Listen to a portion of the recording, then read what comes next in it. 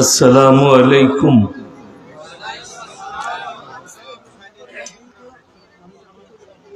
खाना খেয়েছেন আপনারা? সবজি ভাত খেয়েছেন না মাংস ভাত? গলার আওয়াজ কই? আসসালামু আলাইকুম। আলহামদুলিল্লাহি রাব্বিল আলামিন ওয়াসসালাতু ওয়াসসালামু আলা রাসূলিহিল কারীম, আম্মা বাদ।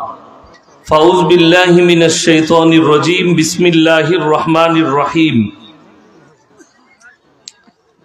ইয়া আইয়ুহাল মুযাম্মিলু কুমিল লাইলা ইল্লা কলিলা নিসফাহু আও ইনকুস মিনহু কলিলা আও জিদ আলাইহি ওয়ারাত্তিলিল কুরআনা তারতিলা ওয়া ইলা মাদিয়ানা আখা। ফাউযু বিল্লাহি মিনাশ শাইতানির রাজীম। বিসমিল্লাহির রহমানির রহিম। ইকরা কিতাবাক কাফা বিনাফসিকাল ইয়াওমা আলাইকা হাসিবা মান ইহতাদা ফাইন্নামা ইয়াহতাদি লিনাফসি ওয়া মান দাল্লা ফাইন্নামা ইয়াদিল্লু আলাইহা ওয়া লা তাজিরু ওয়াজিরাতুন বিজরা উখরা ওয়া মা কুন্না মুআযযিবিনা হাত্তা নাবআসা রাসূলা ওয়া ইলা মাদিয়ানা আখা। ফাউযু বিল্লাহি মিনাশ শাইতানির রাজীম। বিসমিল্লাহির রহমানির রহিম। আরাআইতাল্লাযী ইউকাযযিবু বিদ্দীন ফাযালিকাল্লাযী ইয়াদুব্বুল ইয়াতীম ওয়া লা ইয়াহুদ্দু আলা তুআমিল মিসকিন ফাওয়াইলুল লিল মুসাল্লিন আল্লাযীনা হুম আন সালাতিহিম সাহুন আল্লাযীনা হুম ইউরাউনা ওয়া ইয়ামনাউনাল মাউন ইলা আখিরিল আয়াত। খায়রুকুম মান তাআল্লামাল কুরআন আল্লামাহু কামা ক্বালা আলাইহিস সালাতু ওয়াত তাসলিম। মাননীয় শ্রদ্ধেয় জ্ঞানী গুণী মানী সম্মানী আজকের এই জালসার মাননীয় সভাপতি মহাশয়, শ্রদ্ধের উলামা ইকরাম, হুফাজ ইকরাম এবং আমার জ্ঞানী গুণী মানী সম্মানী মাননীয় শ্রোতা মণ্ডলী, পর্দার অন্তরালে পর্দা নসিব মায়েরা এবং বোনেরা, আল্লাহর বড় দয়া কৃপা ভালোবাসা আমাদের প্রতি, গোটা বিশ্বের প্রতি। সবাই আল্লাহর শুকর আদায় করে হৃদয় থেকে বলি আলহামদুলিল্লাহ। তারপরে পরে বিশ্ব নবী জানাবে মুহাম্মাদুর রাসূলুল্লাহ, সকলে বলুন সাল্লাল্লাহু আলাইহি ওয়াসাল্লাম। তিনার প্রতি শত কোটি দরুদ বর্ষিত হোক, বলুন আমিন সুম্মা আমিন। সবাই একবার দরুদে ইব্রাহিম পাঠ করি। আল্লাহুম্মা সাল্লি আলা মুহাম্মাদিন ওয়া আলা আলি মুহাম্মাদ কামা সাল্লাইতা আলা ইব্রাহিম ওয়া আলা আলি ইব্রাহিম ইন্নাকা হামিদুম মাজিদ। আল্লাহুম্মা বারিক আলা মুহাম্মাদিন ওয়া আলা আলি মুহাম্মাদ কামা বারাকতা আলা ইব্রাহিম ওয়া আলা আলি ইব্রাহিম ইন্নাকা হামিদুম মাজিদ। গুটি কয়েক কথা আলোচনা করব, আমরা সকলে আমল করব, বলুন ইনশাআল্লাহ। এক নম্বরই সবাই হাত তুলে বলুন আমরা কোরআনকে সবাই বিশ্বাস করি, সকলে করব, জোরে বলুন ইনশাআল্লাহ। কোরআন হচ্ছে পৃথিবীর সবথেকে দামি মুকাদ্দাস কিতাব। এই কোরআন মাজিদ এমন এক মুকাদ্দাস কিতাব, পৃথিবীতে অনেক মোল্লা, মুফতি, মুহাদ্দিস, মুকাররির, মুফাসসির কিতাব লিখেছেন, হাজারো কিতাব লিখেছেন। এশিয়া মহাদেশে এমন একজন আলেম আছেন যিনি নাদওয়াতুল উলামা তৈরি করেছেন, মাদ্রাসা লখনৌ। সেই মাদ্রাসার যিনি প্রতিষ্ঠাতা মোল্লা আলিমিয়া নদভী সাহেব, তিনি 4000 কিতাব লিখেছেন নিজের জীবনে, 4000। তিনার লেখা আরবি কিতাব মক্কা মদিনার ইউনিভার্সিটির সিলেবাসে পড়ানো হয়। ভারতের আলেম, এরকম হাজারো আলেম কিতাব লিখেছে। এটা আলেমদের তবকা। আর এক তবকা যারা সাহিত্যিক, জ্ঞানী গুণী, কবিগুরু রবীন্দ্রনাথ ঠাকুর, ঈশ্বরচন্দ্র বিদ্যাসাগর, বঙ্কিমচন্দ্র চট্টোপাধ্যায়, শরৎচন্দ্র চট্টোপাধ্যায়, দামি দামি যারা মনীষী, তারাও জীবনে অনেক কিতাব লিখেছে, অনেক বই লিখেছে। পৃথিবীর একটা বই নিয়ে এসে দেখান যার শুরুতে লেখা আছে আমার লেখার মধ্যে কোনো ভুল নাই। একটা কিতাব দেখা, কেউ দেখাতে পারবে না। কেন? মানুষ মাত্রে ভুল। কিন্তু আল্লাহর কসম, মুসলমানের ইমানটা এত মজবুত হওয়া দরকার, আল্লাহ রাব্বুল আলামিন শুধু কোরআনকে পাঠিয়ে দেননি, বরঞ্চ এই কোরআন সম্পর্কে পৃথিবীর মানুষকে জানিয়েছেন জালিকাল কিতাবুল লা রাইবা ফি, আমার এই কোরআনে বিন্দুমাত্র সন্দেহের কোনো অবকাশ নাই। বলুন সুবহানাল্লাহ। এটা পৃথিবীতে আর কেউ নিজের বইয়ে লিখতে পারেনি, আল্লাহ রাব্বুল আলামিন লিখেছেন। আপনারা সবাই হাত তুলে বললেন কোরআনকে বিশ্বাস করি। আমি আজকে প্রমাণ দেব কতগুলো মুসলমান তারা মুখে বলে কোরআনকে বিশ্বাস করি, কিন্তু হাকিকতে কোরআনের অস্বীকার করে, কোরআনের বিরোধিতা করে। মুর্শিদাবাদী প্রমাণ দেব আমি আপনাদের। আপনারা বলুন সুদ খাওয়া হালাল না হারাম? হারাম। তাহলে সাগরদিঘির একটাও মুসলমান আর সুদ খায়নি। কথা বলুন, সুদখোর আছে না নাই? আছে। কোরআনে স্পষ্ট ভাষায় আছে ওয়াহাল্লাল্লাহুল বাইয়া ওয়া হাররামার রিবা, তোমাদের জন্য সুদকে হারাম করেছি, ব্যবসাকে হালাল করেছি। মুসলমান যে লোকটা জেনে শুনে সুদ খাচ্ছে, সেই লোকটা আল্লাহর সঙ্গে যুদ্ধ ঘোষণা করলো না? করলো না? করেছে। কোরআনকে অস্বীকার করছে, সেই লোক মুমিন কি করে থাকতে পারে? রাসূল আকরাম সাল্লাল্লাহু আলাইহি সাল্লামের হাদিস, কেউ যদি 1 টাকা সুদ খায়, সব থেকে নিম্ন স্তরের পাপ নিজের মায়ের সঙ্গে 36 বার জিনা করার সমান পাপ হবে। যে লোক এইটা জানার পরেও সুদ খাচ্ছে, সে রাসূলের সঙ্গে যুদ্ধ ঘোষণা করলো না? করলো না? হ্যাঁ। সুদ খাওয়া যদি হালাল হতো, সব থেকে প্রথমে কারা আগে খেত? আমরা মৌলবীর, আমাদের বেতন সব থেকে কম। ঠিক বললাম না ভুল বললাম? সব থেকে বেতন কম কার? ইমামদের, মৌলবীদের। আমরা আগে। লটারির টিকিট কাটা হারাম না হালাল? আপনাকে আমি এখানে দেখিয়ে দেবো, মুসলমান লটারির টিকিটও কাটছে, বিক্রিও করছে। সাগরদিঘিতে দেখাবো। ঠিক বললাম না ভুল বললাম? লটারির টিকিট কাটা যদি হালাল হতো, ফজরের পরে আমরা মৌলবীরা বিসমিল্লাহ বলে আগে কাটতাম। কথাটা বুঝতে পারেননি? কেন? জায়েজ হলে সব থেকে কম বেতন আমার। হারাম কেন? তার মূল কারণটা শুনেলেন। সকলে বলুন ভাগ্যের মালিক কে? আরো জোরে বলুন কে? ভাগ্যের মালিক আল্লাহ। এই ভাগ্যর যদি কারুর দ্বারা পরীক্ষা করেন, কোন মুসলিম যদি জ্যোতিষীকে হাত দেখায় তার ভাগ্যের জন্য, সঙ্গে সঙ্গে তার ঈমান চলে যাবে, তাকে কালমা পড়ে ঈমান আনতে হবে, মুসলমান হতে হবে। যাকে হাত দেখাচ্ছেন সে হারামখোর, নিজে জানে না কবে মরবে। কথাটা ঠিক কিনা? অথচ সে লোকের ভবিষ্যৎ বলছে। আপনি বেশিরভাগ দেখতে পাবেন, হাওড়ায় নামেন, গিয়ে সাগরদিঘিতে ট্রেনে চেপে হাওড়া যাচ্ছেন, হাওড়া প্ল্যাটফর্মে নামবেন, 1 নম্বর প্ল্যাটফর্ম দিয়ে যখন বেরোবেন, হাওড়া ব্রিজের ওপর দিকে যখন চাপবেন, একবারই গেটে বেরিয়ে গেটের ডান দিকে বাঁ দিকে মাথাটা আঁচুড়েছে, সরষের তেল লাগাইছে। হারামখোর সাবান দিয়ে গা ধুতে পায়নি, সাবান কেনার পয়সা থাকলে তো গা ধুবে। চুলটা আঁচুড়ে সরষের তেল লাগিয়ে ছিঁড়া চট বিছিয়ে বসেছে। ফালনামা এরকম গোলপাড়া চাকতি নামানো আছে, সেখানে একটা চাকতি নামিয়ে রেখেছে। বর্ধমান থেকে, মুর্শিদাবাদ থেকে গিয়ে নামছে হাওড়ায়। দাদা, কলকাতায় 1 লাখ টাকা বেতন পাই, 50,000।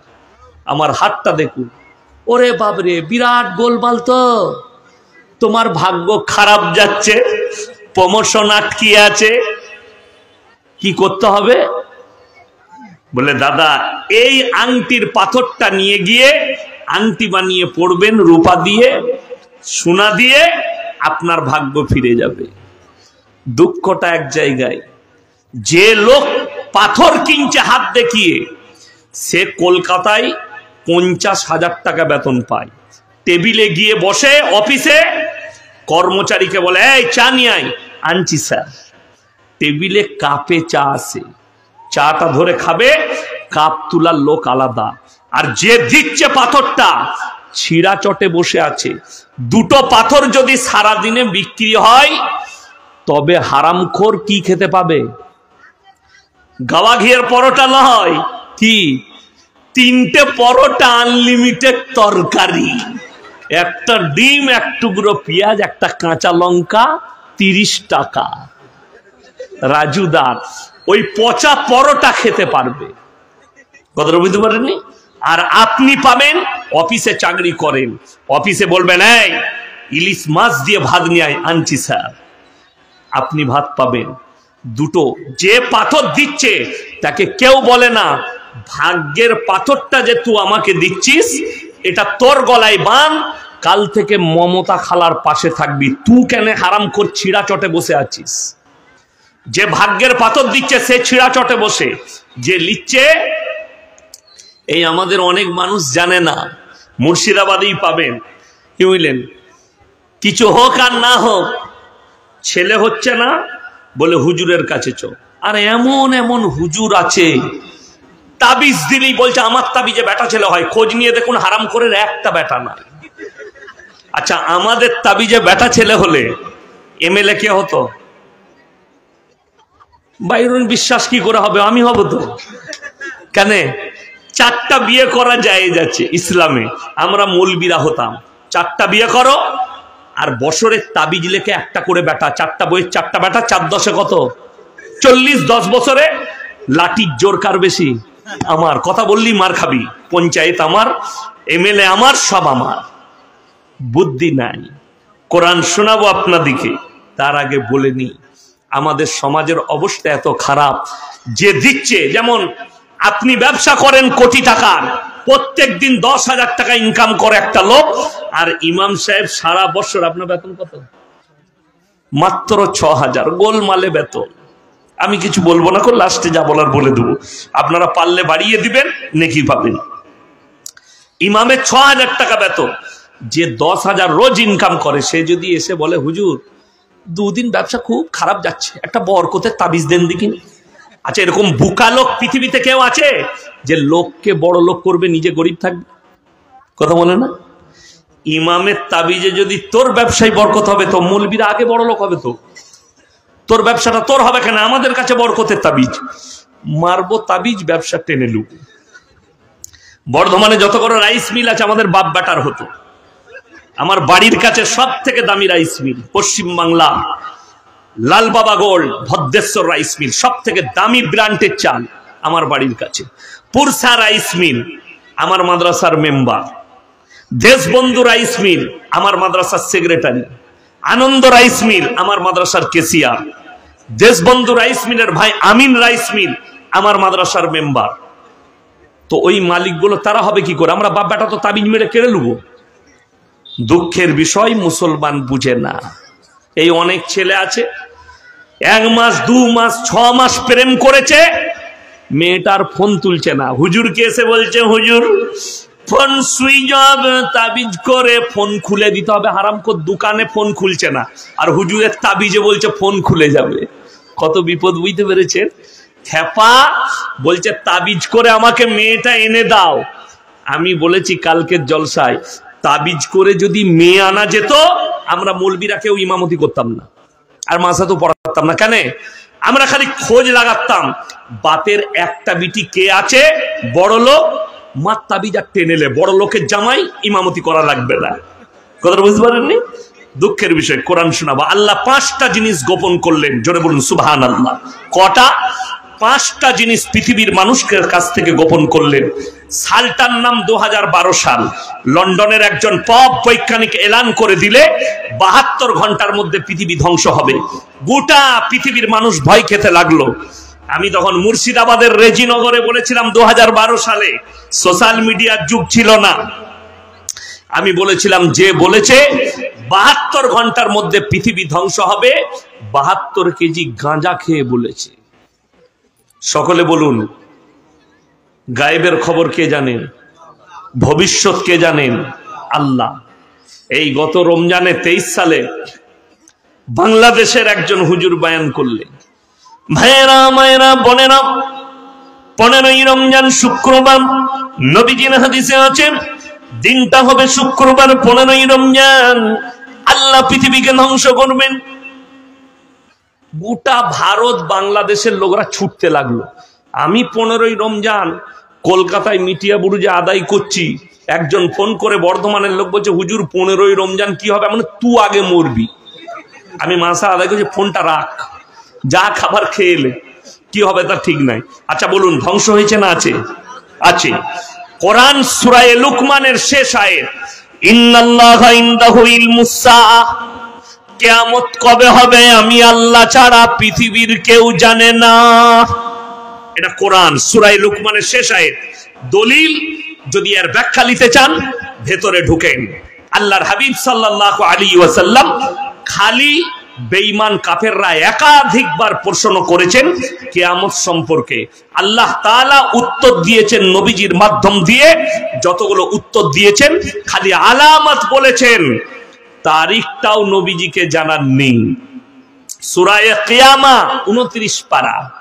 বেঈমান কাফেররা নবীজিকে প্রশ্ন করলেন, ইয়াসআলু আইয়ানা ইয়াউমুল কিয়ামা, হে আল্লাহর নবী, আপনি মানুষকে ভীত কঙ্কিত করছেন, কিয়ামতটা কবে হবে একটু বলে দেন। আমার আল্লাহ উত্তর দিয়েছেন, হে আমার নবী, এখানে তারিখ বলেননি। আল্লাহ তাআলা উত্তর দিলেন, তাদেরকে বলে দাও, ফাইদা বারিকাল বাসার, সেদিনে তোমাদের চোখগুলো স্থির হয়ে দাঁড়িয়ে, ওয়া খাসাফাল কামার, যেদিনে চন্দ্র আলোহীন হবে, ওয়া জুমিয়াশ শামসু ওয়াল কামার, চাঁদ আর সূর্যকে আমি একটা রাস্তায় টক্কর খাওয়াবো। আপনারা জানেন চাঁদের জায়গা বিক্রি হচ্ছে? কথা বলে না, সাগর দিঘি লোক জানে না? চাঁদের জায়গা বিক্রি হচ্ছে। কিনবে কে? Shahrukh Khan, big B, Donald Trump, আর আমাদের মোদিজি, আদানি, আম্বানি। বলে কেন? বলে দুনিয়াটা ধ্বংস হবে, তৃতীয় বিশ্বযুদ্ধ হবে, পরমাণু যুদ্ধ হবে, পৃথিবী ধ্বংস হয়ে যাবে, আমরা চাঁদে থাকবো। এনাল মার্কস না কি নাম আছে একজনের, এনাল মার্কস, কিসের মালিক জানো? টেসলা কোম্পানির মালিক। সে বলেছে চাঁদেতে আমি ব্যবস্থা নিচ্ছি, 1 মিলিয়ন মানে 10 লাখ লোকের থাকার ব্যবস্থা হচ্ছে। থাকবে কারা? পৃথিবীর দামি দামি 10 লাখ লোককে বসবাস করাবে। কেন? দুনিয়া যুদ্ধ হবে, পরমাণু যুদ্ধ, ধ্বংস হয়ে যাবে। আল্লাহর কসম করে বলছি, লোহার ঘরে থাকলে মৃত্যু যদি আসে, পৃথিবীর কেউ রুখতে পারবে? পারবে না। বর্তমানে রাশিয়ার প্রেসিডেন্ট ভ্লাদিমির পুতিন, তার যে এরোপ্লেনটা আছে, যদি পরমাণু বাস্ট হয় তার দেশে, সে যদি প্লেনের ভেতরে ঢুকে গিয়ে প্লেন উড়ায়, এতটুকু টাচ করবে না। কিন্তু আল্লাহর কসম করে বলছি, তুমি যত দামি প্লেনের ভেতরে থাকো, মালাকুল মউত এলে পৃথিবীর আর কোনো শক্তিই তোমাকে রুখতে পারবে না। ঠিক কি না? যারা বলছে চাঁদে গিয়ে বেঁচে যাব, তাদের কষ্টটা বেশি। আমরা জমিনে থাকবো, সিংগায় যখন ফুঁক দেওয়া হবে আল্লাহর হুকুমে, দুনিয়া ওলট পালট হবে, আমরা টুক করে তলায় চলে যাব। যে মাল কটা চাঁদে থাকবে তাদের অবস্থা কি হবে? কথাটা বুঝতে পারেনি কেন? আল্লাহ বলেছেন, ওয়া জুমিয়াশ শামসু ওয়াল কামার, চাঁদ আর সূর্যকে আমি একটা রাস্তাতে টক্কর খাওয়াবো। ইয়াকুলুল ইনসানু ইয়াউমাইদিন আইনাল মাফার, মানুষ সেদিনে বলবে কোথায় পালালে বাঁচি। কাল্লা লা ওয়াজারা ইলা রাব্বিকা ইয়াউমাইদিনিল মুস্তাকার, সেদিনে পালাবার রাস্তার কিচ্ছু থাকবে না। আল্লাহর কাছে দণ্ডায়মন ছাড়া বিকল্প পৃথিবীর মানুষের আর কোনো রাস্তাই থাকবে না। এটা কোরআন। তুমি যা করবে করো, আল্লাহর কাছে দণ্ডায়মন হতে হবে, দাঁড়াতে হবে। আল্লাহ তাআলা উত্তর দিলেন, এটা 1 নম্বর। কিয়ামত কবে হবে আমি আল্লাহ ছাড়া পৃথিবীর কেউ জানে না। ওয়া ইউনাজ্জিলুল গায়থা ওয়া ইয়ালামু মা ফিল আরহাম, মায়ের গর্ভে বেটা আছে না বিটি, বিকালাঙ্গ না কালো, খুড়া আছে না ভালো আছে, আমি আল্লাহ ছাড়া পৃথিবীর কেউ জানে না। যে হারামখোর বলছে আমার তাবিজে বেটা ছেলে হবে, আমার পানি পড়াতে বেটা ছেলে হবে, তাকে একবার বলুন যে কোরআনের আয়াতটা ভালো করে খুলে দেখো আর এটার উপরে আমল নিয়ে এসো। সূরা আল ইমরান একবারই প্রথম পৃষ্ঠা, ওয়াল্লাযী ইউসাউবিরুকুম ফিল আরহামি কাইফা ইয়াশা লা ইলাহা ইল্লা হুয়াল আজিজুল হাকীম। মায়ের গর্ভে বাচ্চা দান করি আমি আল্লাহ, আমার ইচ্ছা মতো আকৃতি দিই। আমি আল্লাহ কারো পরামর্শে কাজ করি না। জোরে বলুন সুবহানাল্লাহ। আল্লাহ কারোর পরামর্শে কাজ করেন না। আল্লাহ নিজের ইচ্ছা মতো দান করেন। আল্লাহ ডাইরেক্ট বললেন, সমাজের লোক বিভ্রান্তির মধ্যে পড়ে আছে, কোন লাইনে যাবো? বিশেষ করে মায়েরা, বোনেরা, সকলে আজকে নিয়ত করুন আমরা আল্লাহর প্রতি প্রকৃত বিশ্বাস আনবো। জোরে বলুন ইনশাআল্লাহ। আল্লাহর উপরে বিশ্বাস সাহাবীরা এনেছেন, যার কারণে একনিষ্ঠভাবে দাঁড়িয়ে থেকেছেন কালমার ওপরে আর নিজেদের আকীদার ওপরে, যার কারণে পৃথিবীর ইতিহাস বলছে একদিকে 313 জন সাহাবী আর একদিকে 1000-এর বেশি বেঈমান কাফের। আল্লাহ তাআলা সাহাবীদিকে কামিয়াবি লাভ করেছেন, তার কারণ হচ্ছে তারা এক কালমার উপরে টিকে থেকেছেন এবং এক আকীদার উপরে টিকে থেকেছেন। আল্লাহ ব্যতীত মাবুদ কেউ নেই, আল্লাহ ব্যতীত হায়াত মত ভালো মন্দের মালিক কেউ নেই, যার কারণে আল্লাহ তাদের মদত করেছে। আমার ভাই, অবাক হবেন, মদ খাওয়া হারাম না হালাল? বাবা কথা বলেন, হারাম। আপনি অবাক হবেন, একটা অমুসলিম ভাই আপনার ধর্মকে কতটা রেসপেক্ট করে আপনি মুর্শিদাবাদের দলিল পাবেন। হাই রোডে চেপে 34 নম্বর জাতীয় সড়ক, বকখালি ডালখোলা রোড, এইদিকে বকখালি, এদিকে ডালখোলা, ডালখোলা থেকে আবার একটা পুরুলিয়া, একটা চলে যাচ্ছে দার্জিলিং, জলপাইগুড়ি দিয়ে আসাম, দিয়ে ত্রিপুরা, আগরতলা। আপনি অবাক হবেন, আপনি 34 নম্বরে সাগর দিঘিতে চাপবেন, মোড়ে চাপুন হাই রোডে মোরগিরামে, বহরমপুরের দিকে গেলে খুব জোর হলে পলসন্ডা মোড় কত কিলোমিটার হবে? 10 কিলোমিটার, 10 কিলোমিটারের মাথায় পলসন্ডা মোড় থেকে 1 কিলোমিটার থেকে 1.5 কিলোমিটার আগে যেতে ডান দিকে আসতে বাঁ দিকে একটা ধাবা আছে, পাপ্পুদা ধাবা। আমি মাঝে মাঝে দাঁড়াই, নাস্তা করি, চা খাই। দুটো ভাই চালাচ্ছে, পাঞ্জাবিদের, মুখে দাড়ি আছে, মাথায় পাগড়ি আছে। তার হোটেলে 3টে বোর্ড লাগানো আছে, 3টেই বোর্ড মুসলমানের ইমান বাঁচানো বোর্ড। কেন? তারা জানে আমরা যেখানে ব্যবসা করছি এটা মুসলিম প্রধান এলাকা, মুসলিম প্রধান, যেখানে 70% মুসলিম আছে এই মুর্শিদাবাদে, আমি ব্যবসা সেখানে করছি। নাম্বার 1 তার ভর্তি আছে মদ পান নিষিদ্ধ, নাম্বার 2 ভর্তি আছে মদ বিক্রি নিষিদ্ধ, নাম্বার 3 যে বোর্ড দিয়ে আছে নো স্মোকিং, এখানে ধূমপান নিষিদ্ধ। 3টেই মুসলমানদের ইমান বাঁচানো। আমি তার হোটেল থেকে 10-12 কিলোমিটারের মাথায় মুসলিমদের হোটেল দেখাবো, হারামখোর মদও খাচ্ছে, মদও বিক্রি করছে। অবাক হয়ে যাবে আপনার ধর্মকে সে কতটা রেসপেক্ট করে, কতটা সম্মান করে। আমি ঢুকলে কাগজের গিলাসে পানি দেয়, কাঁচের গিলাসে নয়, কাগজের গিলাস নাম। কেন? তারা জানে এই মানুষগুলো, এই আলেমগুলো পবিত্র লোক, এরা হারাম জিনিস খায় না, না হারাম এটোটা খায়, যার কারণে আমাদের সামনে নামাই না। আজকে বলুন, একটা মুসলমান জেনে শুনে মদ বিক্রি করছে, মদ পান করছে, আপনার ধর্মকে সে কতটা রেসপেক্ট করে, আপনি কতটা করলেন? দাড়ি কাটাটা নেকির কাজ না দাড়ি রাখাটা নেকির কাজ? তাড়াতাড়ি বলুন। দাড়ি রাখাটা। আমি এক্ষুনি ভাইজানকে বলছিলাম, ইনাদিকে, আল্লাহ আমাকে সব দিয়েছে, দাড়ি দেয়নি। অনেকজন কি বুঝলেন, অনেক ভণ্ডরা ফেসবুকে কমেন্ট করছে এই মৌলবীর দাড়ি নাই, এর বক্তব্য শোনা যাবে না। আরে ভাই, তোদের কাছে ওষুধ থাকলে দে, একটু লাগাই, মালগুলো বেরুলে বেরুন, আমি কি করব? আল্লাহ যদি না দেয়, আল্লাহ যাকে দিবে যেমন ইচ্ছা আকৃতি দান করবে। ইনাদের দাড়ি দেখে আমার লোভ লাগছে, আল্লাহ ইনাদেরকে দাড়ি দিয়েছে, আমাকে দেয়নি। সব দিয়েছে আল্লাহ, দাড়ি দেয়নি, এটা আল্লাহর ইচ্ছা। তো আমি কি করব? অবাক হবেন, দাড়ি রাখাটা নেকির কাজ, দাড়ি কাটাটা নয়।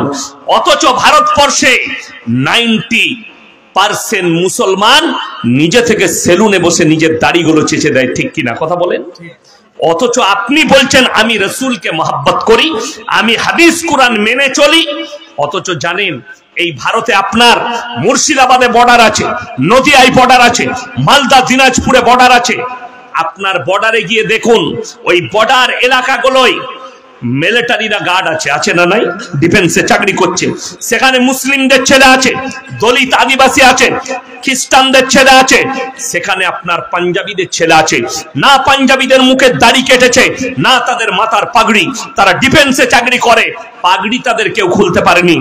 তারা আপনার যান, আপনি দিয়ে দেন, যান, দোয়া রইল, রেখে দেন, বাস, ঠিক আছে, আল্লাহ ভালো রাখুন।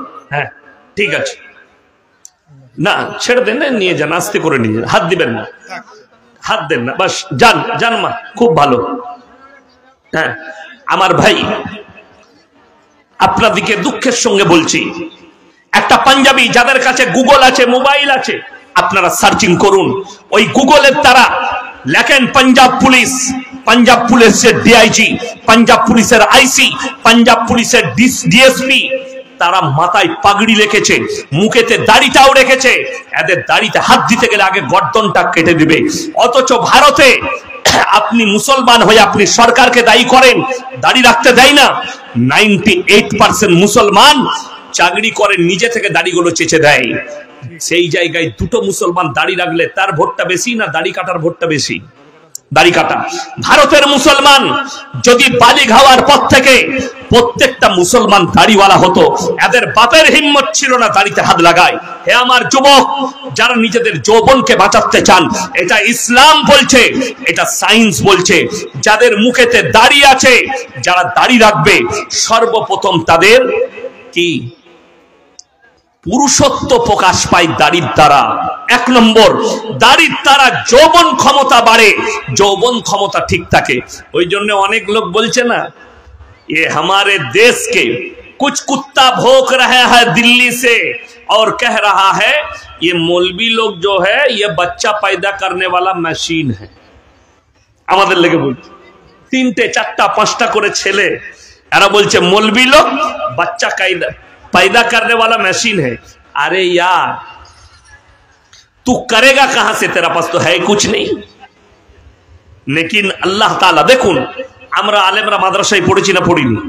সব আলেমরা মাদ্রাসায় পড়েছি। আচ্ছা মাদ্রাসায় জিনা হয়? কথা বলে না, মাদ্রাসায় জিনা হয় না। আর আপনাকে বলে দিচ্ছি, আমি প্রমাণ দেবো, সাগর দিঘিতে যে কোনো মাদ্রাসা, দেওবন্দীদের হোক, আহলে হাদিসের হোক আর বেরেলবিদের হোক, একটা মাদ্রাসার বাথরুম থেকে আপনি সেক্সের ট্যাবলেটের পাতা বার করে দেখান, আমি আর জীবনে পশ্চিম বাংলায় বক্তব্য দেবো না, মাদ্রাসায় ক্লাস করব। একটা মাদ্রাসার বাথরুম থেকে মদের বোতল দেখান, আমি আর জীবনে বক্তব্য দেবো না। একটা মাদ্রাসার বাথরুম থেকে নিরোদের প্যাকেট দেখান, আর আপনাকে প্রমাণ দিচ্ছি, আমি বলিনি, নিউজ 18 বাংলা, এবিপি আনন্দ, রিপাবলিক টিভি 6 মাস আগে সম্প্রচার করেছে। কলকাতার যাদবপুর বিশ্ববিদ্যালয়ের একটা ছাত্র আত্মহত্যা করেছে হোস্টেলে। মিডিয়ারা পৌঁছে গেছে, পুলিশ প্রশাসন যাঞ্চ চালাচ্ছে। মিডিয়া নিউজ 18 বাংলা পায়খানা করে আঙ্গুল বাড়িয়ে দেখিয়েছে, দেখুন যাদবপুর বিশ্ববিদ্যালয়ের হোস্টেলের বাথরুম থেকে সেক্সের ট্যাবলেট পাওয়া গেছে, মদের বোতল পাওয়া গেছে, নিরোদের প্যাকেট পাওয়া গেছে। আমি চ্যালেঞ্জ করলাম, হে শিক্ষিত সমাজ, আজকে বড় কষ্ট লাগে, এই কটা কুত্তা মিডিয়া মুসলমানদিকে বদনাম করার জন্য উঠে পড়ে লেগেছে। আর মুর্শিদাবাদে এক হারামখোর নেতা বহরমপুরের, সে প্রকাশ্যে বলল মাদ্রাসায় জঙ্গি তৈরি হয়। সেই হারামখোরকে জিজ্ঞেস করতে চাই, তুমি একবার মিডিয়ার সামনে এসে বলো, সয়ন হালদার বেলডাঙ্গায় যে আল্লাহর নামে গালি লিখেছিল, এ কোন মাদ্রাসার স্টুডেন্ট, আমি তোমার কাছে জানতে চাই।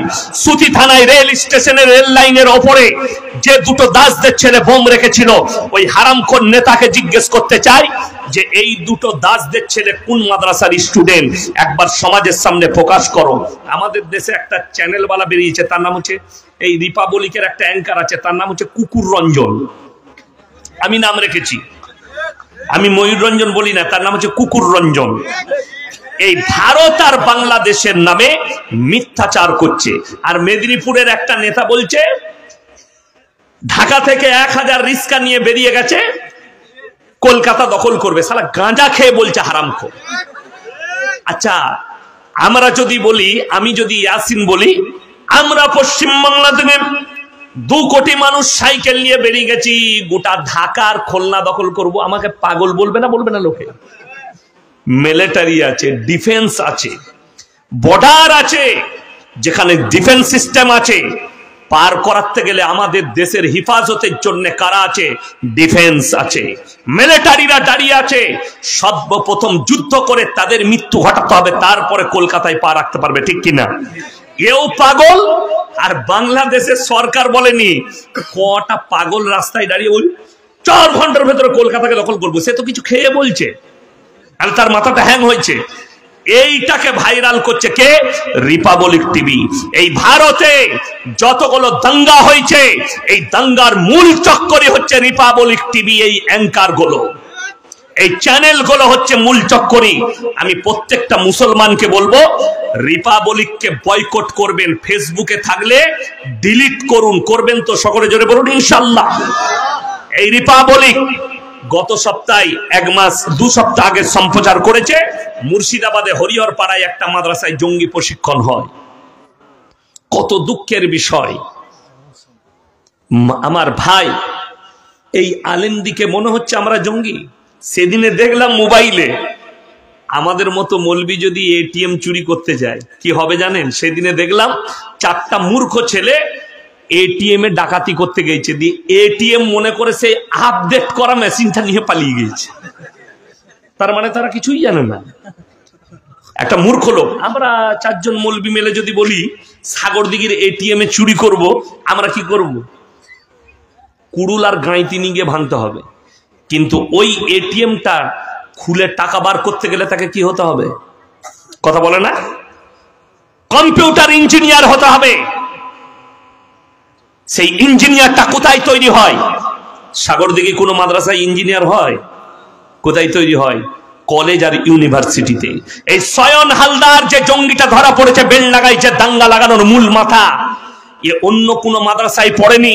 এই জঙ্গিটা তৈরি হয়েছে কল্যাণী বিশ্ববিদ্যালয়ে। আগে ডজার দিয়ে ওই কল্যাণী বিশ্ববিদ্যালয়টা ভেঙে দাও পারলে। এটা কোনো মাদ্রাসার স্টুডেন্ট নয়, এটা কলেজের। আর আমি আপনাকে বলছি, পৃথিবীতে যতগুলো জঙ্গি আছে, তাতে মুসলিমের হোক আর হিন্দুদের হোক, এগুলো সব কলেজ আর ইউনিভার্সিটিতে তৈরি হয়। আমাকে যদি একটা গিটে বোম বানতে বলেন, খুঁজে পাবো না বোমটা কি করে বানতে হয়। আমরা মৌলবীরা পাবো? হ্যাঁ। আমাকে যদি বলেন হুজুর ঘ্যাট কি করে রাঁধতে হয়, তো পুঁই শাক আলু আমরা মাদ্রাসায় ঘ্যাট খেয়েছি, ঘ্যাট রেঁধে দিতে পারবো। বোম তৈরি করতে পারবো না। বোম ফর্মুলা কার কাছে?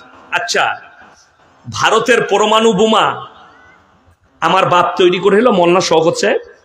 তবে আপনাদের সাগরদিঘির আব্দুল্লাহ সালাফি সাহেব তৈরি করেছিল। তবে কে? এপিজে আবুল কালাম। সে কি ছিল? মৌলবি ছিল তো নাকি? মাদ্রাসার স্টুডেন্ট ছিল?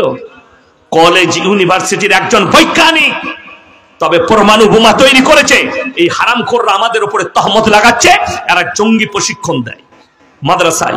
আমি ওয়েলকাম জানাচ্ছি, স্বাগত জানাচ্ছি। এসো। আজকেই আমাকে বোলপুরের একজন টিভি চ্যানেলওয়ালা ফোন করেছে, শান্তিনিকেতন, আপনার ইন্টারভিউ নেবো। আমি ওয়েলকাম, যেদিনে আসবে আমি দেশি মাছ দিয়ে তোমাকে ভাত খাওয়াবো, চলে এসো। এদের হিম্মত নাই। আমি সুমনকে বলেছি, এপিপি আনন্দর, হিম্মত থাকলে আমার সঙ্গে বসো। আমি 1 সপ্তাহ আগে বলেছি আরামবাগ টিভির ওই শফিকুলকে, বিজেপির দালাল তুমি, বুঝা গেছে। আমি 1 সপ্তাহ আগে তোমাকে বার্তা পাঠিয়েছি, তা না হলে ভিডিও করো। জঙ্গিটা ধরা পড়েছে বেলডাঙ্গার মাস্টার মাইন্ড, তার নাম সয়ন হালদার, আর এই কল্যাণী বিশ্ববিদ্যালয়ের ছাত্র। তোমার বাপের হিম্মত থাকলে তুমি করে দেখাও। যেহেতু পশ্চিম বাংলার মানুষ বুঝে গেছে এই শফিকুল আরামবাগ টিভি তুমি কার দালাল, এটা আর বুঝতে বাকি নেই। কলকাতার একটা মেয়ে কদিন আমাকে খুব গাল দিল, তার নাম নাজিয়া ইলাই খান। বলছে এই মৌলবীকে পেলে আমি থাপ্পড় মারবো। আমাকে মারতে পারবি? আমার একটা পা চেপে গেলে তুই তলা দিয়ে চলে যাবি। কথাটা বুঝতে পারেন কি? আব্দুল্লাহ আউয়াল ভাইকে দেখলেন না? দেখলেন? আমার খুব কাছের মানুষ, উনি অন্তরের মানুষ। আমাদের দুজনের মহব্বত প্রচুর। আমি ওনার মাদ্রাসায় অনেকবার জলসা করেছি। তো আমাদের মতো লোককে যদি কেউ বলে মারবো, একটা 30 কেজি ওজনের লোক, তো তাকে কিচ্ছু করতে হবে না, খালি তার উপরে শুয়ে গেলেই তো সে শেষ। কথাটা বুঝতে পারেননি? আর ও বলছে ইয়াসিনকে আমি পেলে মারবো। আমাকে বলছে এই মৌলবি হারামের সন্তান আছে। আরে আমি কার সন্তান? গোটা পশ্চিম বাংলা, বাংলাদেশের লোক জানে, ভারত, বাংলাদেশ, পাকিস্তানের লোক জানে এই ইয়াসিন মোল্লা শওকত আলী মাজাহিরি ছেলে। আমার মা কেমন, আমার এলাকার লোক জানে যে আমার মা, আমার আম্মা বিয়ের পর থেকে আজ পর্যন্ত কোনো আত্মীয় বাড়িতে পা রাখেনি, কোনোদিন কারো বাড়িতে বিয়ে খেতে যায়নি। আমার মা হাতে গুনে 2 বার থেকে 3 বার আমার নানার বাড়ি গেছে। আমার নানি আমাদের বাড়িতেই মারা গেছে। আমার মা জীবনে বের হয় না। আমার আব্বাজি এতদিন সফর করছে 55 বছর, আমার মাকে নিয়ে কোনোদিন জলসায় যায়নি। আর আমি ইয়াসিন তার সন্তান। আমার বিবি আমাকে বলে তোমার শখ যাই না, বলে আমার শখ একটাই আছে, তুমি আমার 4 দেওয়ালের ভেতরে জীবনটা কাটাও, যদি আমার সাথে জান্নাতে যেতে চাও। কোথাও যাবার শখ করো না। তোমার যদি কোনো জায়গায় পূরণ না হয়, তোমার পোশাক, তোমার খাওয়া দাওয়া, তোমাকে যদি আমি না রাখতে পারি ঠিক মতো, আল্লাহর কাছে অভিযোগ দিবে আমার নামে। কিয়ামতের দিনে আমি হিসেব দেব। আর যদি আমি ঠিক মতো রাখি, জান্নাতের আশায় পর্দার ভেতরে থাকো। আমি 17টা বছর বিয়ে খাওয়া ছেড়ে দিয়েছি। এ আরাম করে রাউলাদ হাতে লিখেছে, আরবিতে টাট্টু করেছে। আচ্ছা, কোন চোর বলে আমি চোর? সে কি বলে আমি চোর নয়? তো যে চোর সে কোনোদিন বলে না চোর নয়। আচ্ছা, আপনাদিকে কি আমাকে গায়ের কোথাও লেখা দেখাতে হবে যে আল্লাহ লেখা আছে আমি মুসলমান? আপনারা বুঝতে পারছেন না পারেননি? আমি যখন কোরআন হাদিসের আলোচনা করছি, আমার আকীদা বুঝতে পারছেন, আলেমরা বুঝতে পারছেন, আমাকে বুঝানো লাগবে না যে আমি মুসলমান। সে হাতে লিখেছে আরবিতে, বলছে আমি মুসলমান আছি, আরবিতে লেখা আছে। তো যে চোর থাকে সে চোর বলে? আমি ওকে বলেছি ওটা পোল্ট্রি মুরগি, দুয়াজলা মাল, না বাঙালি না বিহারি। আমি বলেছিলাম বিহারি, ওকে বিহারে তাড়াবো, ওই জন্য ওর জ্বলন হয়েছে। বড় কষ্ট লাগে। তুমি মনে মনে করছো রসুলকে গালি দেবে, আপনাদিকে ইমানদারির সঙ্গে বলে যাচ্ছি, আলেমরা সাক্ষী আছে, সামনে কোরআন রাখা আছে। পৃথিবীর যতগুলো বেঈমান কাফের যারা স্বপ্ন দেখেছে যে ইসলাম মিটে যাবে, আল্লাহর কসম করে বলছি, মিটাবার তো দূরের কথা, কোরআনের একটা জের জবরকে পরিবর্তন করার ক্ষমতা পৃথিবীর কোন শক্তির নাই। চলে বলুন সুবহানাল্লাহ। আজকে অভিযোগ আমাদের নামে কি?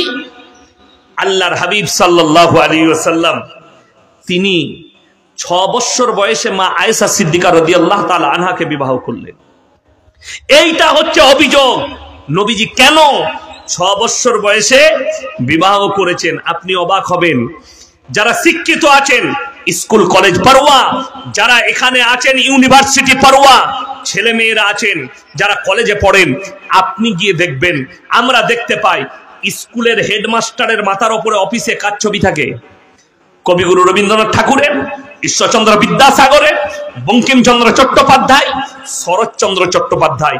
ইনারা মনীষী না মনীষী নয়? মনীষী। আমি আপনাদেরকে একটা প্রুফ দিই। আল্লাহর নবীকে নূপুর শর্মার মতো হারামের আওলাদ এ কি বলল? আল্লাহর হাবিব সাল্লাল্লাহু আলাইহি ওয়াসাল্লাম তিনি হচ্ছেন কি? বালাৎকারী। नाउज़बिल्ला बोले, बोले बच्चे से 6 साल के लड़की से रसूल ने बलात्कार किया, नाउज़बिल्ला। আল্লাহর হাবিব সাল্লাল্লাহু আলাইহি সাল্লাম নিকাহ করেছেন 6 বছর বয়সে, কিন্তু সংসার শুরু করেছেন 9 বছর বয়সে। এখানে যারা আলেম আছেন জানেন, আরবি কিতাবের মধ্যে আছে কি একটা মেয়ে যখন 9 বছরে পা দেয়, সে তখন বালিগান করিবা, বালিগ হব না হলে বালিগ হয়ে গেছে, মেন্স চালু হয়ে যায়। আর মেন্স চালু হলে সে বালিগ না বালিগ নয়?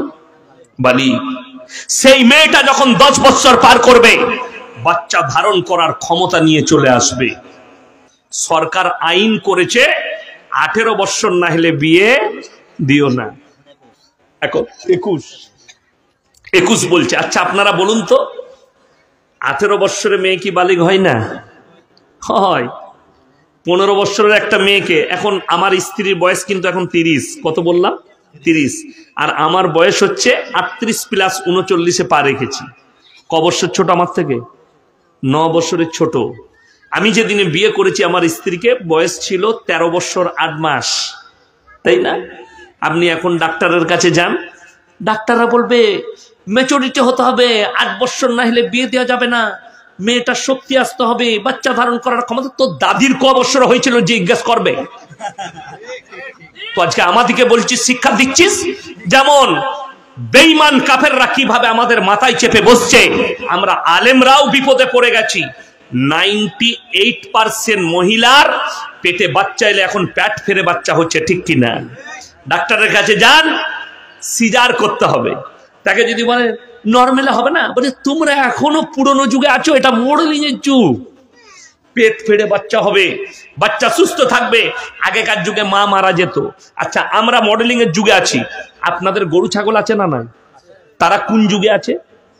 তারাও তো মডেলিং এ আছে। আচ্ছা, শুনেছেন কোন গায়ের বাচ্চা সিজার করে হয়েছে? কুকুরের 6টা বাচ্চা সিজার করতে হয় না, শুয়োরের 14টা বাচ্চা সিজার করতে হয় না, বিড়ালের 4টা বাচ্চা সিজার করতে হয় না। আপনার একটা বাচ্চা হবে, অত বড় শরীরে, তাও বলছে পেট ফাটতে হবে। বেঈমানি কাকে শিখাচ্ছ আমরা সব জানি। এক্ষুনি আমাদের নামে অ্যারেস্ট ওয়ারেন্ট জারি করবে। এ বহুত বড় চক্রান্ত আপনার আমার বিবির এই নারীদের ইজ্জতকে হানি করার জন্য, বহুত বড় চক্রান্ত। আপনি চেষ্টা করুন আপনার বাড়িতে। আচ্ছা বলুন, আপনার জানা আছে অনেক মা মনে মনে করবেন আমি একটা বাচ্চা প্রসব করেছি। যারা পেট ফেরে বাচ্চা যাদের হচ্ছে, তারা ওই নেকিটা পাবে না যেটা হাদিসে আছে, যে একটা মা যখন বাচ্চা প্রসব করে, বাচ্চা যখন নরমাল প্রসব হয়, তার এত কষ্ট হয় যে তার নামায় আমল একটা হজের নেকি লেখা হয়। জোরে বলুন সুবহানাল্লাহ। কিন্তু যেটা পেট ফেরে হচ্ছে শুয়ে, সেটা কোথা থেকে নেকি পাবে? ওটা আরামসে না, ইজ্জতের হানি। বেঈমান কাফেররা চাইছে এদের ধ্বংস করে দাও, এদের ঈমানকে। তারা কামিয়াবি লাভ করেছে, আপনি নাকাম, আমরা আলেম উলামা নাকাম। তার কারণ হচ্ছে আজকে একটা মুসলমানের সম্পর্ক আপনারা সকলে জানেন। একটা মুসলমান নরনারীর জন্য দ্বীনি শিক্ষা অর্জন করা ফরজ না ফরজ নয়? অথচ আমি বলে যাচ্ছি, গোটা সাগরদিঘি থানায় 98% মুসলমানের কাছে, 90% মুসলমানের কাছে দ্বীনি শিক্ষা নাই। ঠিক বললাম না ভুল বললাম? যার কারণে হারাম জিনিসটাকে আপনি হালাল করে নিয়েছেন, বা দিনটাকে দিন ভেবে নিয়েছেন। বেঈমান কাফেরের আখলাকটাকে নিজের আখলাক ভেবে নিয়েছেন, তারা আপনার উপরে চাপিয়ে দিয়েছে। ভেবে দেখুন, যারা চাইছে এরা রাস্তায় দাঁড়িয়ে চিল্লাচ্ছে। আমি আপনাদেরকে প্রমাণ দিতে চাইছি, আল্লাহ নবী সাল্লাল্লাহু আলাইহি সাল্লাম শুধুমাত্র 6 বছর বয়সে বিবাহ করেছেন আয়েশা রাদিয়াল্লাহু তাআলা আনহাকে, আর 9 বছর বয়সে সংসার শুরু করেছেন। ঈশ্বরচন্দ্র বিদ্যাসাগর, হে শিক্ষিত সমাজ, তোমার হেডমাস্টারের মাথায় তোমরা ছবিটা টাঙিয়ে রাখো, তার জন্ম দিবস পালন করো, তার মৃত দিবস পালন করো। তিনি যেদিনে বিবাহ করেছেন, তিনার স্ত্রীর বয়স ছিল মাত্র 8 বছর, 8 ইয়ার্স। আমাদের কোনো অভিযোগ নাই। 1 নম্বর, রবীন্দ্রনাথ ঠাকুর যেদিনে বিবাহ করেছেন, ওনার স্ত্রীর বয়স ছিল 11 বছর। সব থেকে কম বয়সী বঙ্কিমচন্দ্র চট্টোপাধ্যায়, তিনি যেদিনে বিবাহ করেন, তিনার স্ত্রীর বয়স ছিল মাত্র 5 বছর। শুধু তাই নয়, দেবেন্দ্রনাথ ঠাকুর, তিনি যেদিনে বিবাহ করেন, তিনার স্ত্রীর বয়স ছিল মাত্র 6 বছর, 6 ইয়ার্স। এরা মনীষী। শিবনাথ শাস্ত্রী যেদিনে বিবাহ করেন, ওনার স্ত্রীর বয়স ছিল 10 বছর। রাজনারায়ণ বসু, তিনি যেদিনে বিবাহ করেন, তিনার স্ত্রীর বয়স ছিল 11 বছর। যতীন্দ্রনাথ ঠাকুর যেদিনে বিবাহ করেন, 8 বছর বয়স ছিল। এরপরেও যে হারামের আওলাদরা রাসূলকে বলছে বালাৎকারী, সেই হারামের আওলাদ দিকে বলছে একবার এই লোকগুলোকে বালাৎকারী বলে দেখাও। আমরা বলবো না, আমাদের বলার অধিকার নাই, আমাদের অভিযোগও নাই যে কেন রবীন্দ্রনাথ ঠাকুর 11 বছরের একটা মহিলাকে বিবাহ করলেন, একটা বাচ্চাকে বিয়ে করলেন। কেন বঙ্কিমচন্দ্র চট্টোপাধ্যায় 5 বছরের একটা মহিলাকে বিবাহ করলেন, এটা আমাদের অভিযোগ নাই।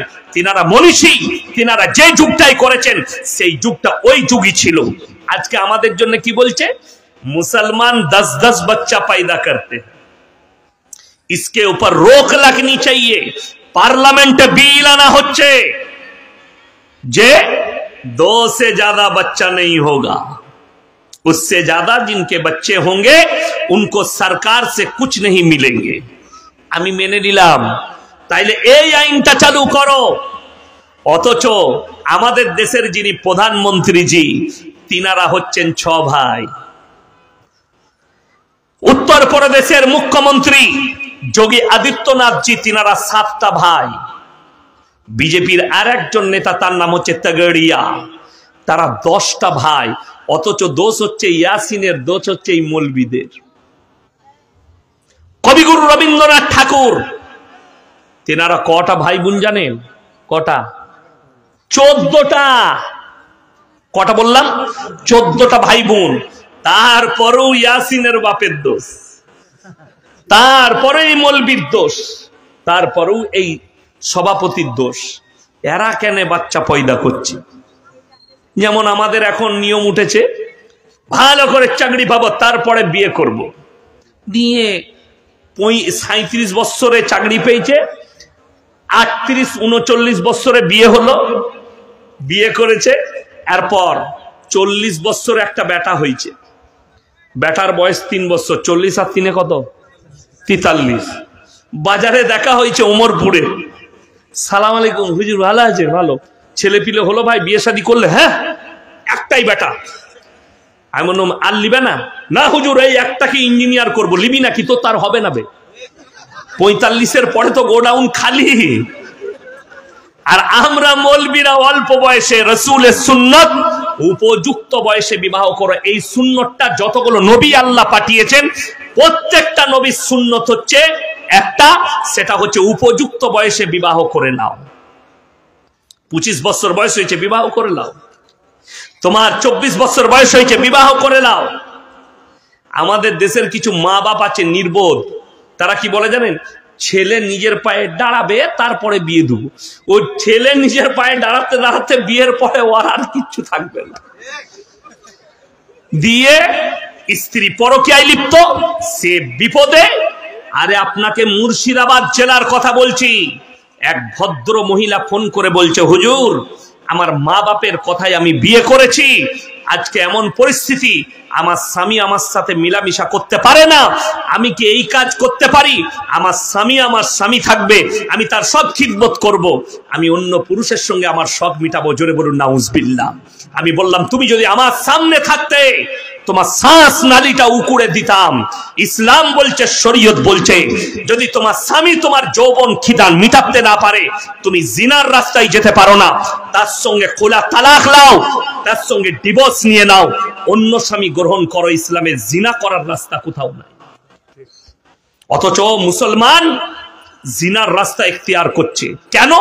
তার কারণ একটাই, যতগুলো যুবক এই মোবাইল ইউজ করছেন। আমি আমার পড়ার জীবনে মোবাইলই জানতাম না। যেদিনে গুজরাট গেছি, জানেন 3 দিন খালি কেঁদেছি। খানা খেতে বসতাম, কারি খিচড়ি দেখে মনে হচ্ছে ছোট ছেলের পায়খানা। হ্যাঁ, কারি খিচড়ি এটা ফেমাস খাবার গুজরাটিদের। তো বসে কাঁদতাম। তারপরে দেখলাম উপায় তো নাই, পড়াশোনা করতে হবে, ওটাকে পুষালাম, আস্তে আস্তে খাওয়া শিখলাম। চোখের পানি পড়েছে। বিশ্বাস করুন, 3টে বৎসর হাফেজ হয়েছি, 3 বৎসর ভুলে গেছি বাম্মা, পরিবার ভুলে গেছি। তারপরে এই জায়গায় পৌঁছেছি। আমি যখন উত্তরপ্রদেশে পড়াশোনা করি, লখনৌ ইরফানিয়ায়, তখন আমি মা বাপ চিনতাম না পড়ার জীবনে। আমার কোনো আত্মীয় বাড়ি আমার পড়ার জীবনে যাইনি। আজও আমার যাবার শখ নেই। আপদ বিপদ হলে আমি দাঁড়াই পাশে। বাকি আত্মীয় বাড়িতে গিয়ে 3 দিন ঘুরবো, 4 দিন ঘুরবো, শ্বশুর বাড়িতে 5 দিন থাকবো, এই সিস্টেম আমার কাছে নেই। আমার কাছে হচ্ছে কর্ম, মাদ্রাসা, মসজিদ। আমার দ্বারা কটা মানুষের খিদমত হবে, আমি কার খিদমত করতে পারবো? সমাজে গরিবের, এতিমের, মিসকিনের, আমার পাশের লোকের, আমার ভাই কোনো আলেম আছে, তাদের কি করে আমি পাশে দাঁড়াবো, এই চিন্তাধারায় থাকি।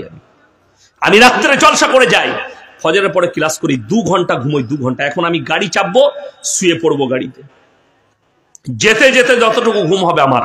ফজরের সময় মাদ্রাসা ঢুকি, মাদ্রাসা থেকে 50 মিটারের ভেতর আমার বাড়ি। আমি মাদ্রাসায় শুয়ে পড়ি, যাতে মাদ্রাসার হক আদায় হয়। একটা আলেমের ব্যাপারে আপনার জানা নাই, এই মৌলবি ফজরের পরে গোটা কওমের জন্য দোয়া করে, আর গোটা কওম চায়ের দোকানে বসে ইমামের সমালোচনা করে। আপনার জানা আছে একটা মৌলবি আপনার জন্য কত দোয়া করে? আপনার জানা নাই। আমরা সব সময় দোয়া করি, আল্লাহ তুমি কওমের মুসলমানকে হেফাজত করো বেঈমান কাফেরের হাত থেকে। অথচ আপনি তার আখলাককে নিয়ে এসেছেন। আপনি বলুন যে আজকে মুসলমান না লটারি ছাড়তে পারছে, না মদ, না বেঈমান কাফেরদের আখলাক। তারা ঠান্ডা মাথায় আপনাকে দিয়ে জিনা করাচ্ছে। আপনার জানা আছে? তা না হলে মুসলমান কি করে 25শে ডিসেম্বর পালন করতে পারে? তা না হলে মুসলমান কি করে জানুয়ারি মাসে ফিস্ট করতে পারে? যদি ফিস্ট করা জায়েজ হতো, আপনি বলুন মুহররমের মাসের ফজিলত কোরআনে এসছে এসছে না আসেনি? হাদিসে কোরআনে কথা বলেন। মুহররম মাস প্রথম মাস, আরবি মাস, সেই মাসে ফিস্টি নাই। আমরা মৌলবীরা ফিস্টি করতে বলিনি। আর তুমি বেঈমান কাফেরের আখলাক মানবে। কোরআনে আছে গায়রিল মাগযুবি আলাইহিম ওয়ালাদ দাল্লিন। মাগযুব মানে ইহুদি আর দাল্লিন মানে নাসারা। এই দুটো দলই পদভ্রষ্ট, আর এদের যারা অনুসারী হবে তারাও পদভ্রষ্ট হয়ে যাবে। বেঈমান কাফেররা কিভাবে মাথায় চেপে বসেছে, আপনার ঠান্ডা মাথায় ঈমানকে নষ্ট করছে। আপনি দেখুন, আপনি যদি মুর্শিদাবাদের সব থেকে দামি নার্সিংহোমে যান, আপনাকে আপনার ড্রেসে ঢুকতে হবে না, তাদের ইউনিফর্মে। কথা বলে না? এই যে স্কুলটাই ছিলাম, স্কুলের ইউনিফর্ম আছে না নাই? কথা বলেন। বিনা ইউনিফর্মে কেউ যেতে পাবে না। ইউনিফর্ম পরে এসো। আপনি যেখানে যাবেন ইউনিফর্ম আছে, তাদের আইন মোতাবিক, তাদের কানুন মোতাবিক, রেজুলেশন মোতাবিক তাদের ইউনিফর্ম আছে। অথচ একটা মুসলমান আল্লাহর ঘরে যায়, তার কোনো ইউনিফর্ম নাই। ইউনিফর্ম মানে বুঝতে পাচ্ছেন? এই মৌলবিগুলো খ্যাপা হয়ে যায়নি লম্বা জামা পরছে। এই লম্বা জামাই কতটা ঈমান বাঁচে বুঝিয়ে দিই। আমি গত বছরে মুম্বাই যাচ্ছিলাম, আমার জলসা শেষ হয়ে গেলি আমি এই বছরও যাব। মে মাসে আমি মুম্বাই চলে যাই, 10 দিন থাকি, আরাম করি। আমার ভাই আছে, তার কাছে থাকি, ঘুরি টুরি, একটু রেস্ট নিয়ে তারপরে আসি। মাদ্রাসারও কিছু কাজ করি। তো আমি কলকাতায় এয়ারপোর্টে দাঁড়িয়ে আছি, লাইনে সকালবেলায় 8:30টার সময় বোর্ডিং পাস করাচ্ছি। আমার সামনে একটা বিহারি ছেলে দাঁড়িয়েছে, মুসলিমদের। তো সে এমন একটা প্যান্ট পরেছে, পেছন থেকে দেখে মনে হচ্ছে খুলে পড়ে যাবে। আমি বললাম ভাইয়া থোড়া উপর করো না, তো পিছে সব গড়বড়ি হয়ে যায়গে। সে বললে হজরত ये ডিজাইন है। মানে সালা ऐसा भी ডিজাইন का पैंट निकल चुका है। ওটা ডিজাইন। আমি মনে মনে ভাবলাম, এই ছেলে যদি এই প্যান্ট পরে মসজিদে নামাজ পড়তে ঢুকে, এই প্যান্ট আর গেঞ্জি পরে, সে যখন সিজদায় যাবে পেছনেতে থাকবে, তার আর নামাজ হবে? সে তো গোটায় আলী বাবার গুফা দেখতে পাবে, নামাজ শেষ। কথাটা বুঝতে পারেননি? হারাম। ওই জন্য ইউনিফর্ম। আপনি প্যান্ট পরেছেন নিচে, খালি আপনি চাকরি করেন, কোন অফিসে, কোন ব্যাংকে, কোন আদালতে চাকরি করেন, আপনি খালি নামাজ পড়ার সময় ব্যাগ থেকে পাঞ্জাবিটা বার করে নামাজটা পড়ে নিলেন। আপনি সিজদায় গেলে যদি প্যান্টটা নেমে যায় অসুবিধা হবে না। আপনি যদি সিজদায় যান, আপনার গেঞ্জিটা উপর দিকে উঠে গেলে অসুবিধা নেই, যেহেতু আপনার পাঞ্জাবি আছে, ইউনিফর্ম আছে। এই লম্বা জামার দ্বারা ইজ্জত থাকা হয়। আমার অনেক মুসলমান ভাই জানে না, এই গরমের দিনে দেখবেন কিছু মুসলিম যুবক আছে খালি গায়ে তেল মেখে গন্ডারের মতো ঘুরে বেড়াচ্ছে, আছে না নাই? সম্পূর্ণ হারাম, ঘুরবেন না। আপনার যেমন শুনেলেন, একটা মহিলার শরীর থেকে যেমন একটা পুরুষের ব্রেনে আঘাত হানে, জিনার একটা ওয়াসওয়াসা আসে, আকর্ষণ আসে, একটা পুরুষের শরীর দেখে একটা মহিলার মনেতেও ওই ধরনেরই ওয়াসওয়াসা আসে। ওই জন্যে জীবনে নয়।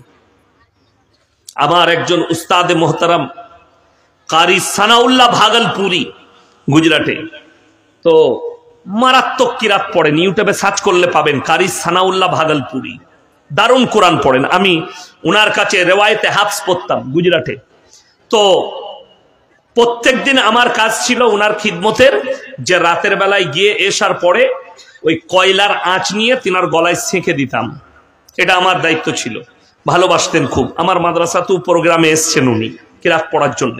তো আমি যতদিন গেছি 3টে বছর, কোনোদিন আমি উনার শরীরের একটা অংশ দেখতে পাইনি। কোনোদিন গোসলখানায় ঢুকতেন জামা পরে, বেরুতেন জামা পরে। এ বড় বড় আলেমদের তরবিয়তে।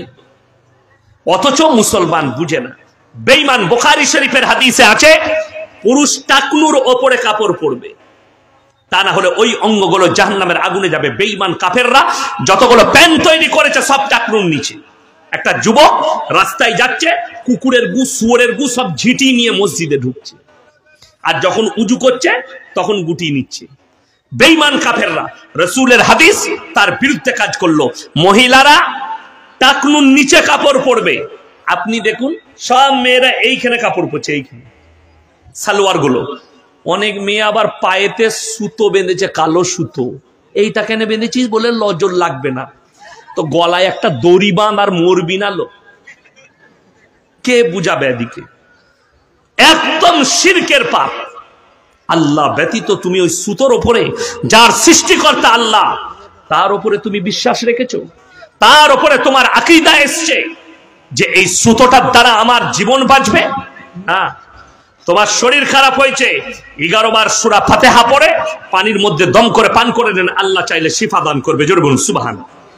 কিন্তু অথচ মুসলমান বেঈমান কাফেররা কত ঠান্ডা মাথায় শুনেলেন আখরি জামানায় ওই বর্বরতার যুগের পাপগুলো মডেলিং হয়ে ফিরে আসবে। আজকে ফিরে আসছে। ভারতের সুপ্রিম কোর্ট ভারতে রায় দিয়ে দিয়েছে পরকীয়া লিগেল। ভারতের সুপ্রিম কোর্ট রায় দিয়েছে সমকামী লিগেল হিন্দুস্তানে। আপনি আপনার ঈমানকে বাঁচাতে পারবেন না। বেঈমান কাফেররা ঠান্ডা মাথায় আপনাকে জিনা করাচ্ছে। আখরি জামানায় সমাজে হারাম আওলাদে ভরে যাবে, এটাকে আর রোকা যাবে না। যদি বলেন কেমন করে হারাম আওলাদে ভরে যাবে, আজকে আমি জলসা করতে এসেছি, আমাকে যদি জিজ্ঞেস করেন ইয়াসিন ভাই আপনার পরিচয় কি, আমি আমার বাপের নাম বলবো না মায়ের? কথা বলেন, বাপের।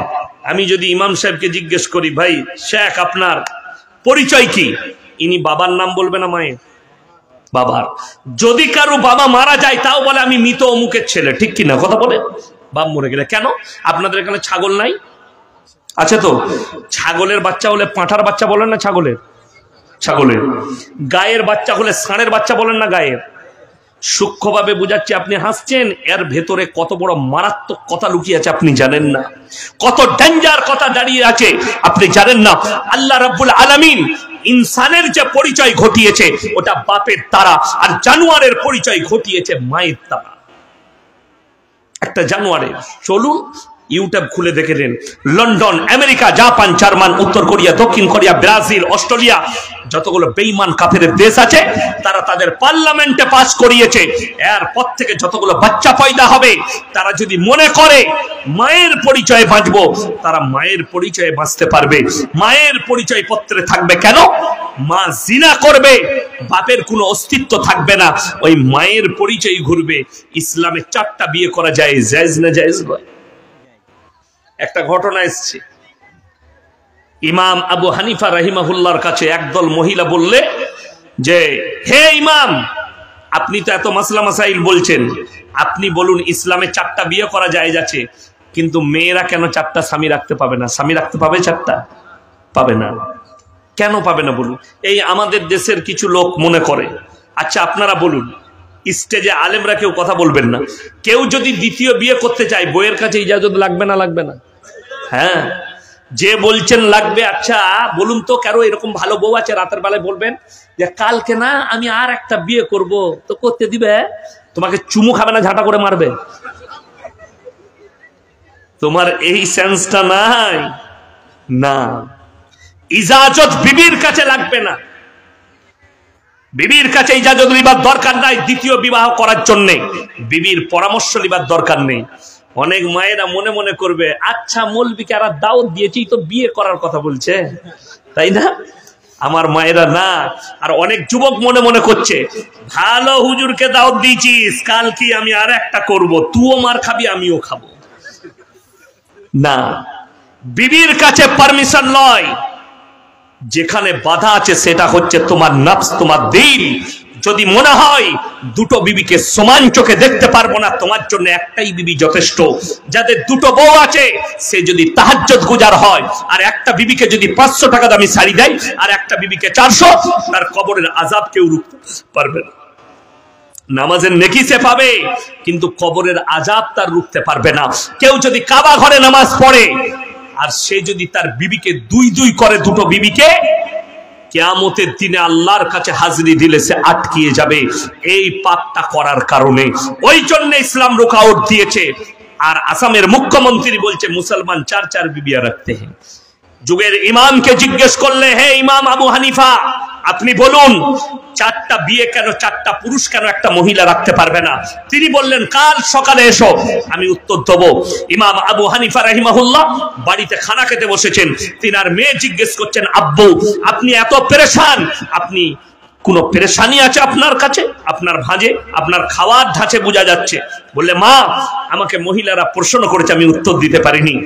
তিনার মেয়ে বললেন কাল সকালে আমার কাছে পাঠান, আমি উত্তর দেবো। সেই যুগটা টেকনোলজির যুগ ছিল না, সায়েন্সের যুগ ছিল না। সকালবেলায় মহিলারা এলো, বলে আমার মেয়ের কাছে যাও। রেওয়ায়েতে আছে প্রত্যেকটা মেয়েকে একটা করে কাটোরা ধরালেন, বাটি ধরালেন, আর বললে পর্দার আড়ালে যাও, নিজের নিজের স্তন থেকে দুধ বের করে নিয়ে এসো। সমস্ত মহিলারা দুধ বার করলেন, একটা ডিব্বার মধ্যে ঢেলে দিলেন। তারপরে ইমাম আবু হানিফা রাহিমাহুল্লাহর মেয়ে বললে তোমরা নিজের নিজের দুধগুলো বের করে লাও। এরপরে সেই মহিলারা বলল তুমি একটা পাগল মেয়ে, এগুলো মিক্স হয়ে গেছে। বলে পাগল আমি নয়, পাগল হচ্ছে তোমরা।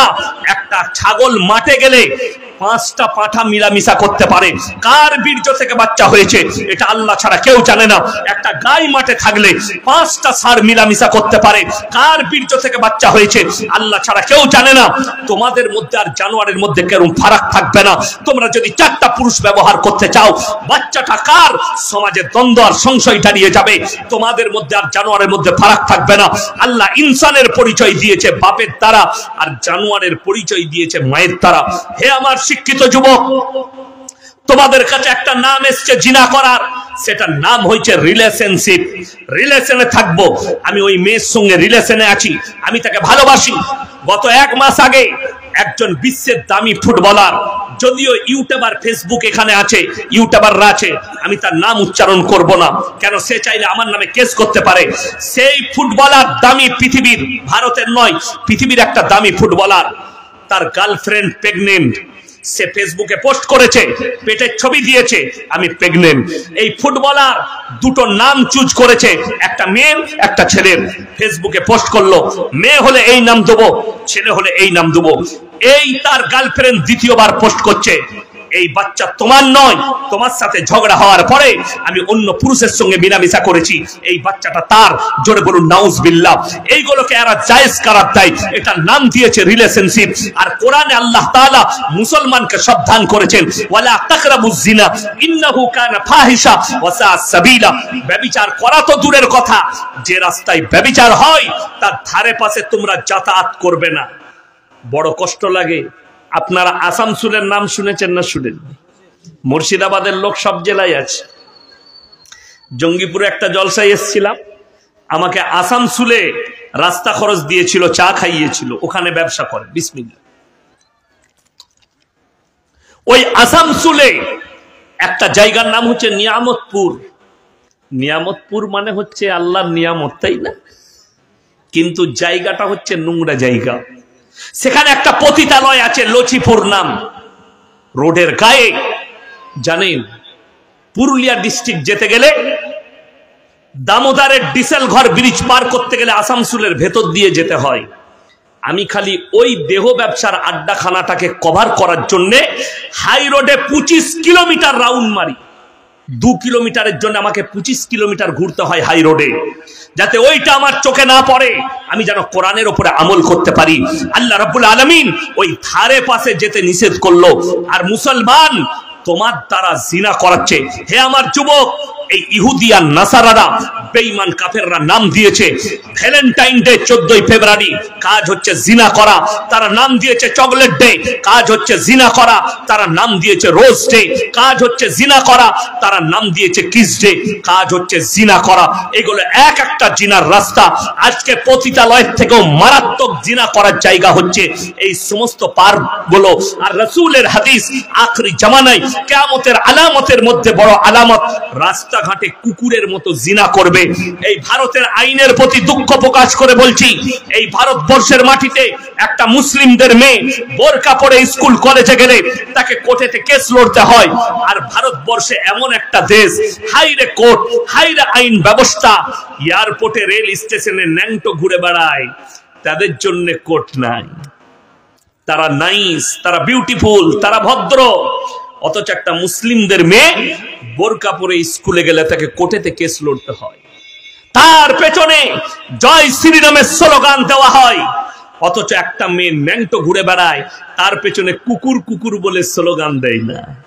আমাদের দেশের কিছু শিক্ষিত লোক মনে করছে আরে ছোট পোশাক পরাটা মডেলিং। এইটা যদি মডেলিং হয়, সাগর দিঘির যতগুলো কুত্তা আছে তারা হচ্ছে সব থেকে বড় মডেলিং। আপনি অবাক হবেন, পর্দা করা ফরজ না ফরজ নয়?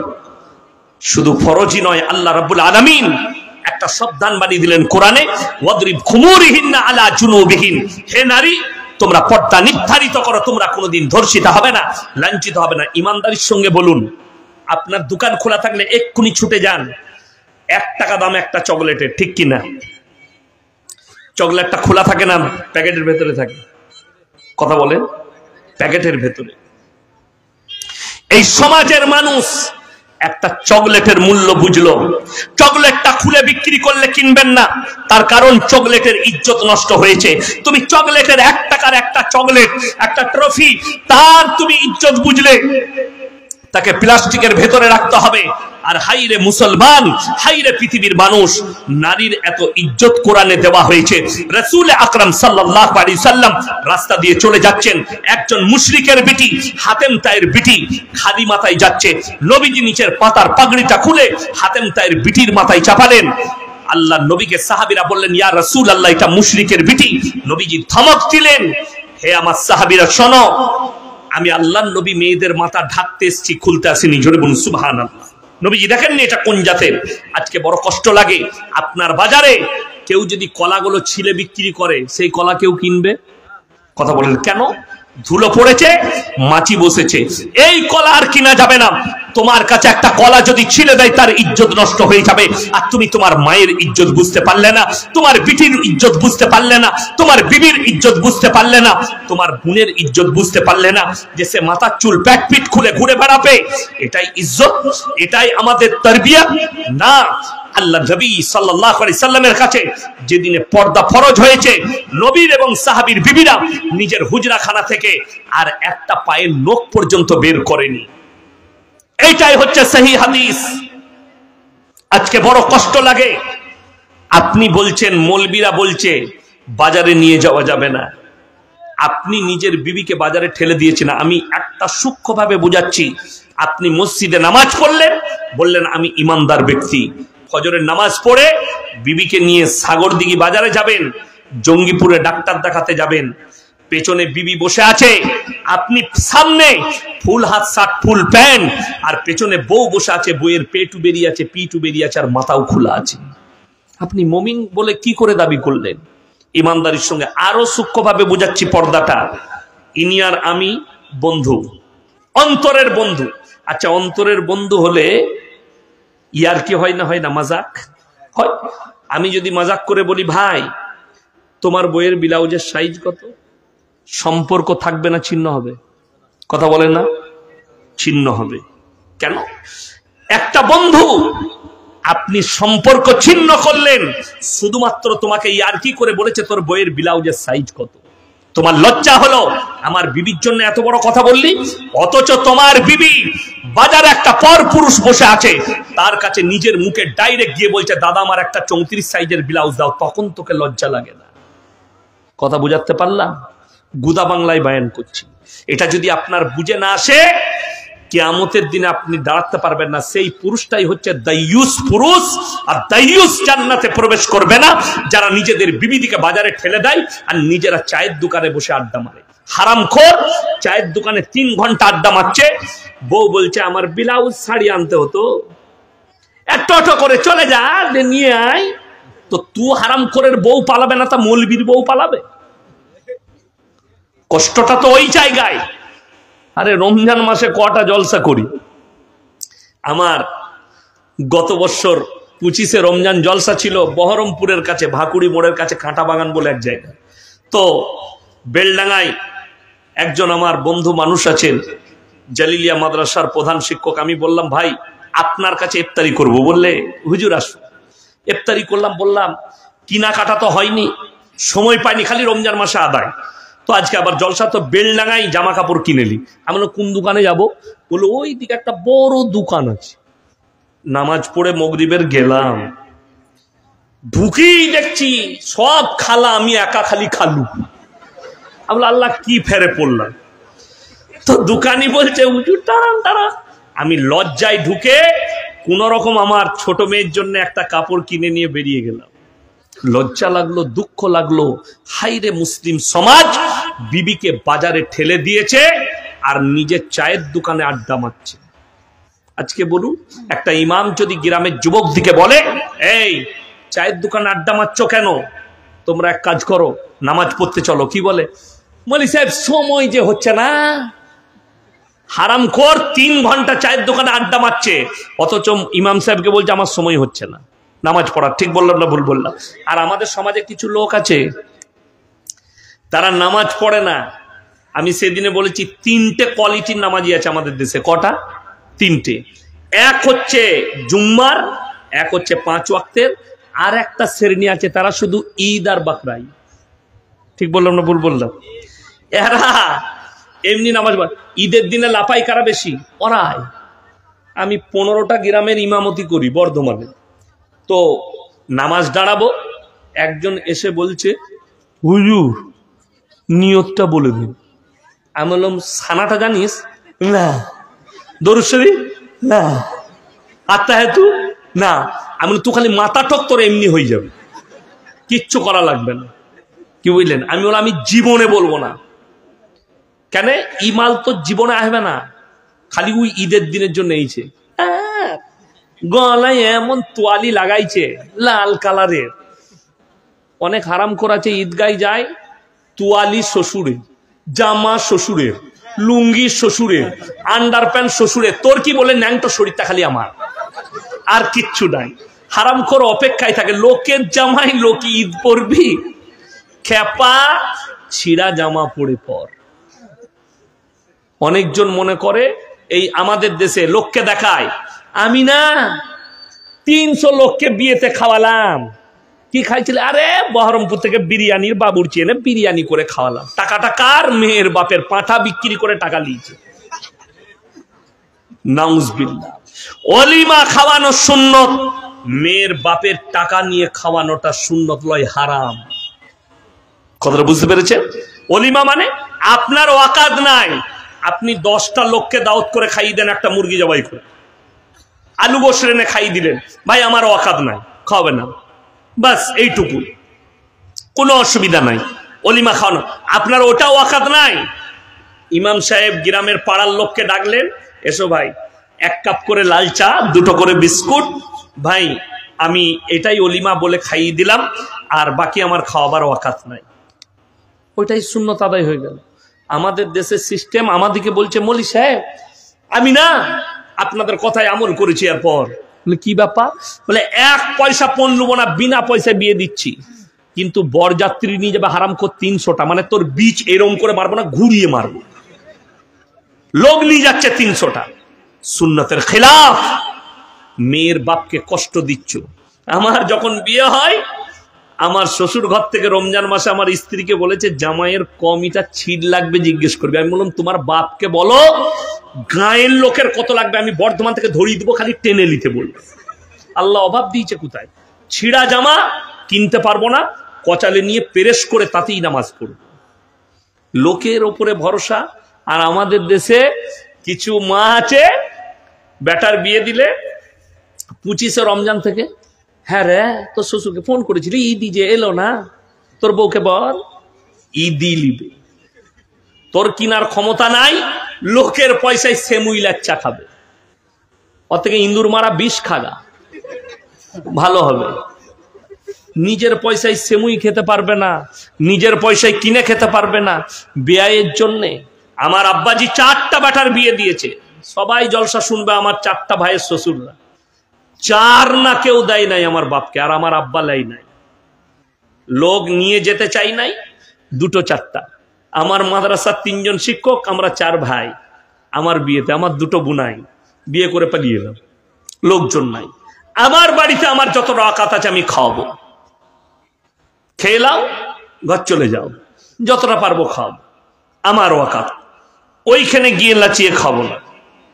মেয়ের বাপকে কষ্ট দিয়া আজকে তো মুর্শিদাবাদের এমন সিস্টেম হয়েছে, অ্যাপাচি বাইকটার নাম রাখা হয়েছে জামাই বাইক।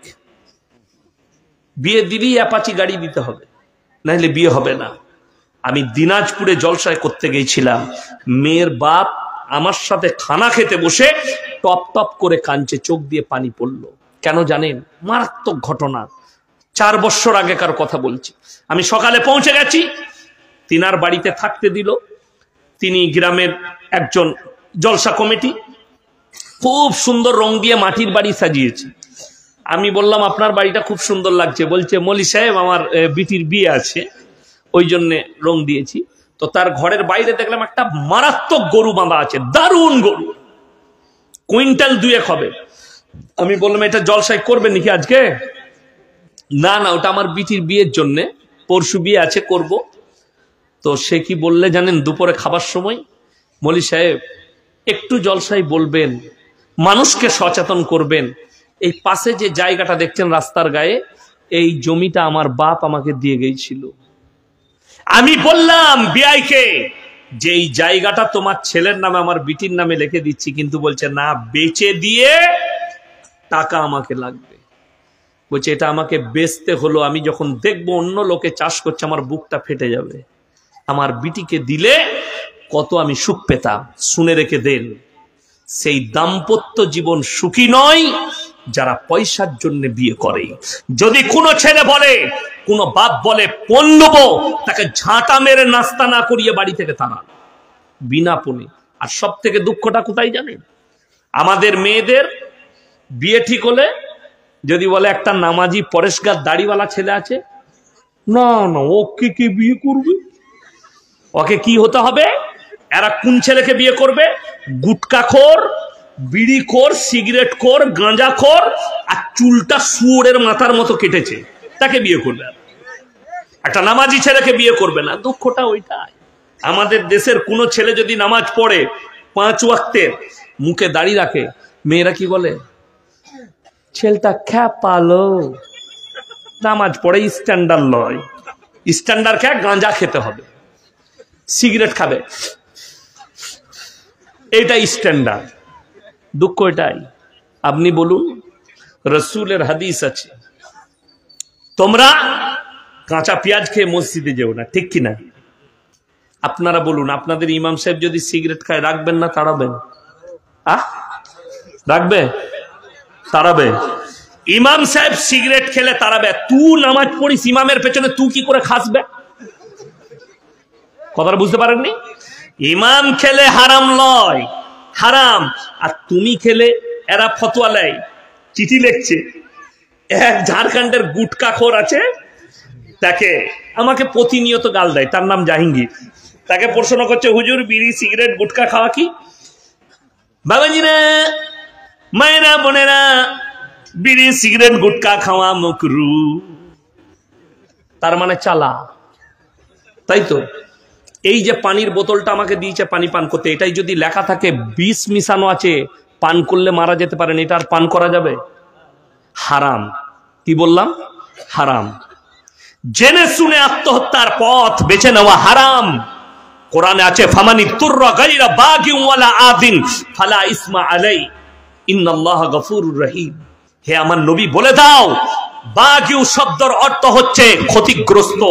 এমন জায়গায় পৌঁছে গেছেন কোনো খাবার নাই, সেখানে হারাম বস্তু আছে, অতটুকু খাবার আপনাকে জান বাঁচানোর জন্য খাওয়া জায়েজ আছে, ওই হারাম বস্তুটা। আপনার প্রাণের আল্লাহ কতটা মূল্য দিয়েছে? কাঁচা পেঁয়াজ খেয়ে মসজিদে যেতে নিষেধ করেছে কেন? আপনার দ্বারা যেন কোনো মমিন ব্যক্তি কষ্ট না পায়। তুমি মমিন ততক্ষণ হতে পারবে না যতক্ষণ পর্যন্ত তোমার কাছ থেকে তোমার প্রতিবেশী সুরক্ষিত নয়। অথচ দেখা যাচ্ছে আপনি কাঁচা পেঁয়াজ খেয়ে মসজিদে যেতে পারবেন না, আমল করলেন। আচ্ছা, সিগারেট গুটকা বিড়ি খেলে আতরের মতো সেন করে, তো বন্ধ করে না? ছেড়ে দেন। আপনি আমার পাশে 5 মিনিট নামাজ পড়বেন মসজিদে। ক মিনিট বললাম? 5 মিনিট, 6 মিনিট, তার বেশি নয়। আমি সরে গেলাম। সব থেকে একটা বিড়িখোর গুটকাখোরের কাছে বেশি সময় কে দেয়? তার স্ত্রী। তুমি তোমার বিবিকে জিজ্ঞেস করো, আমি যে বিড়ি খাই, সিগারেট গুটকা খাই, তোকে সেনটা কেমন লাগে? ও মনে মনে ভাববে, 8 কুড়োর বেটা, তোকে তো ঝাঁটা মারতে মন যায়, কিন্তু করবো কি? তো আমার স্বামী। কথাটা বুঝতে পারেননি? এই যে বিবির কষ্ট মনের, এই কষ্টর হিসেব আপনি কিয়ামতের দিনে দাঁড়িয়ে দিতে পারবেন না। বিড়ি সিগারেট গুটকার প্যাকেটে লেখা আছে না নাই হানিকারক, ক্যান্সারের কারণ। আপনি জেনে শুনে আত্মহত্যার পথ বাছছেন, নিজের জীবনের ক্ষতি করছেন। আল্লাহর কসম, আপনি আপনার প্রাণের হিসাব দিতে গিয়ে ফেরে পড়ে যাবেন নামাজ পড়ার পরও, তাহাজ্জুদ পড়ার পরও। ওই জন্যে এই ধরনের জিনিসগুলো থেকে আপনি নিজেকে হেফাজত করুন। জোরে বলুন ইনশাআল্লাহ। এই আনারুল বাবু পকেটে লং রেখেছে, লং। আমাকে বললে একটা লং চিবান, আমি লংটাও চিবাই না। আমি খাবার ছাড়া আর কিছু খাই না। আমাদের বাপ বেটার অভ্যাস, আজ পর্যন্ত একটা পান মশলা পর্যন্ত খাই নাই, একটা মিষ্টি পান পর্যন্ত খাই না। এই জানে জীবন ভর আমরা বাপ বেটা, আমি পড়ার জীবন থেকে আজ পর্যন্ত মুখে কোনো জিনিস দিই। আর আমাদের দেশে দেখতে পাবেন অনেকজন আছে গুটকাখোর মৌলবি, আপনি অবাক হয়ে, বাস্তব সত্য কথা বলছি, আল্লাহ সাক্ষী আছে। আমি ইতাই মালদায় গাজল পেরিয়ে এক জায়গায় জলসাই যাচ্ছি, তো চাঁচল বলে এক জায়গায় দাঁড়ালাম, একটা দোকানে মাল কিনছি। তো আমাকে বললে মৌলী সাহেব বসুন, আমি বসলাম। তো বলে এক কাপ চা খান, আমরা দাও। চা খেলাম, মুসলিম ব্যক্তি চা দিচ্ছে, ভালোবাসে। চা খাওয়ার পরে কি বলছে জানেন? মৌলী সাহেব একটা সিগারেট দেবো। আমি শালা আচ্ছা ফেরতো, আমি বুঝতে পারলাম এর হুজুর সিগারেট খায়। আমি তাকে বললাম, এই মৌলী সাহেবদের কি সিগারেট খাওয়াই চলবে না, তো জায়েজ নাই। সে আমাকে কি বলে জানেন? কি কথা বলছে, আমাদের মৌলী সাহেব যে সিগারেট খায়, বলে আবে ওটা গুটকাখোর জিলাপি হুজুর, আমি কিন্তু ওই মাল লয়। তোমরা আসল মৌলবি চিনোনি। কোরআনে আছে, আপনাদের মনে মনে হচ্ছে ইয়াসিন ভাই কি বক্তা, আমার মতো 100টা মৌলবি ধরা পড়বে কিয়ামতের দিনে, 100টা। কোরআন বলছে সূরা বাকারা, ইন্নাল্লাযীনা ইয়াকতুমুনা মা আনজালাল্লাহু মিনাল কিতাব ওয়া ইয়াশতারুনা বিহি থামানান কালীলা উলাইকা মা ইয়াকুলুনা ফি বুতুনিহিম ইল্লা নার। যে সমস্ত হুজুররা মৌলবীরা নিজেদের পেট চালাবার জন্য আমার কোরআনের আয়াতকে লুকিয়ে দেয়, হককে লুকিয়ে দেয়, তারা নিজেদের পেটেতে আগুন ছাড়া আর কিছু ভরে না। এই জাহাঙ্গীর আবার ফতোয়া দিয়েছে ব্যাংকের সুদটা জায়েজ, খাও কত খাবে। আমার ভাই বড় কষ্ট লাগে, এই আপনাদের সাগর দিঘি পেরুলে নদীর ওপারে গেলে ভগবান গোলা আছে না নাই? মুর্শিদাবাদ না অন্য জেলা? মুর্শিদাবাদ জেলা। ওই ভগবান গোলায় একজন আছে মুফতি, কানা মুফতি, তার নাম হচ্ছে গুটকাখোর জুবের। দাঁতগুলো মনে হচ্ছে যেন ইঁদুরের থেকেও খারাপ। ইঁদুরের দাঁতগুলো তো প্রচুর সাদা, তার থেকেও খারাপ। এ ফতোয়া দিচ্ছে আহলে হাদিসরা, দেওবন্দীরা মুরগি গরু জবাই করলে খাওয়া যাবে না, তাদের সঙ্গে বিয়ে শাদী করা যাবে না। দুঃখটা কি জানেন? এদের সঙ্গে মুলাকাত করলে বিবির তালাক হয়ে যাবে। আর 6 মাস আগে আমি উত্তর দিনাজপুরে জলসা করে ফিরছি, জায়গাটার নাম কালিয়াচক, রাত 2টো বাজছে। আমার ড্রাইভার দাঁড়ালো না, ফল মাকড় কিনো। নামলাম, দেখলাম 4 তলা না 5 তলা টুপি পরে একজন হুজুর এলো, বাইক নিয়ে জলসা করে আসছে। এসে আমাকে বললে, হুজুর সালাম আলাইকুম। আমি বললাম ওয়া আলাইকুম সালাম। হাতটাও মিলালাম, বুকেতেও জড়ালাম, দিয়ে বললে হুজুর কিছু খান? আমি বললাম না, আমি কিনেছি, আপনি খান, আমি খাওয়াই। আমি বললাম শোনো, আপনি যে আমার সঙ্গে মুলাকাত করলেন, বললে হুজুর একটা সেলফি লুপ। আমি সবাই নিচ্ছে, তুমি কেন বাদ যাও, তুমি লাও, ফটো তুললে। আমি বললাম তোমাদের কানা মুফতি ফতোয়া দিয়েছে দেওবন্দি আহলে হাদিসের সঙ্গে মুলাকাত করলে বিবির তালাক পড়ে যাবে, এখন তোর বউটা নিয়ে কি করবি বল? সে বললে ও তো হারাম খোর মুফতি, আমরা এটা স্টেজে বলতে পারবি? পারবি না। কষ্টটা ওই জায়গায় এরা ফতোয়া দেয়। আমি কালকে পরশু মেদিনীপুরে ছিলাম, মেদিনীপুরের একজন হুজুর, কানা হুজুর, পা পর্যন্ত জামা পরে হুজুর সেজেছে, সেই কানা হুজুর ফতোয়া দিচ্ছে এদের পেছনে নামাজ পড়লে নামাজ হবে না। আর আল্লাহ সাক্ষী আছে, আমি মিথ্যা বলিনি। এই হুজুর গত বছরে আমার ড্রাইভার সাক্ষী আছে, আমাকে, আমি ডেট লুবো না, আমাকে ছাড়বে না। দিয়ে শেষকালে বললে হুজুর ফজরের পরে আপনি 1 ঘন্টা বায়ান করবেন। আমরা তাহলে আমি গিয়ে ঘুমাবো। আমি হুগলি ডিস্ট্রিক্টে রাত 2টোয় শেষ করলাম। ওখানে গিয়ে যখন 4টায় ঢুকছি, তখন দেখছি ওই হুজুর বক্তব্য দিচ্ছেন। আমি উজু করে গিয়ে বসলাম। ইমাম সাহেব বললে হুজুর নামাজটা পড়িয়ে দেন। আমি নামাজ পড়াতে লাগলাম, ওই হুজুর আমার পেছনে নামাজ পড়ল। কথাটা বুঝতে পেরেছেন? তারা কমকে কতটা ধোকা দেয়। সে আমার পেছনে নামাজ পড়বে, তার কওমের লোককে বলছে তোমরা এদের পেছনে নামাজ পড়ো না। দূর থেকে অনেক ভোকা যায়, সামনে কোনো মাল ভিড়তে পারে না। আমি 100টার বেশি জলসা করেছি ফুরফুরা এলাকায়, এখনো জলসা আছে। আমি চ্যালেঞ্জ দিয়েছি স্টেজে এসে মারামারি করবি, দূর থেকে লয়। আপনারা এখনো ভিডিও দেখেছেন ইয়াসিনকে কেউ অ্যাটাক করতে পেরেছে স্টেজে? তাদিকে এমন ঢাকা ঢাকবো সবাই জানে এই মালের কাছে ভিড়া যাবে না। আমি একবার বলেছি আমি ছোটখাটো মিসাইল লয়, আমি পরমাণু বোমা, যার উপরে বাস্ট হবে সে আর অস্তিত্ব খুঁজে পাবে না। ওই ফুরফুরার একজন, তার নামটা হচ্ছে সাফেরি সিদ্দিকী, আমাকে গালি দিয়েছে, আবার আমার আব্বাকে বলেছে ওটা পাগল। আমি তাকে বলেছি তোকে কিয়ামতের সকাল পর্যন্ত সময় দিলাম, খালি লাইভে এসে তালিমুল ইসলাম আর দিনে তালিমটা পড়ে খালি মানেটা করে দে। মাল মাদ্রাসার মুখই দেখে নাই। হ্যাঁ, আর আমাদের এই জলসাগুলো আপনাদেরকে অনুরোধ করে বলে যাচ্ছি, যারা এলাকার মানুষ আছেন জলসা করতে গেলে এই সমস্ত ইমাম আর আলেমদের কাছে পরামর্শ নিয়ে কষবেন। মোবাইলে দেখলেন ভালো লাগলো, সুর ভালো, দাওয়াত দিবেন না। তার আকীদা জানবেন, লোকটার চলাফেরা জানবেন, এই লোকটা শিরকের মধ্যে ডুবে আছে কিনা, বেদাতের মধ্যে ডুবে আছে কিনা, তা না হলে কওমের মারাত্মক ক্ষতি হবে।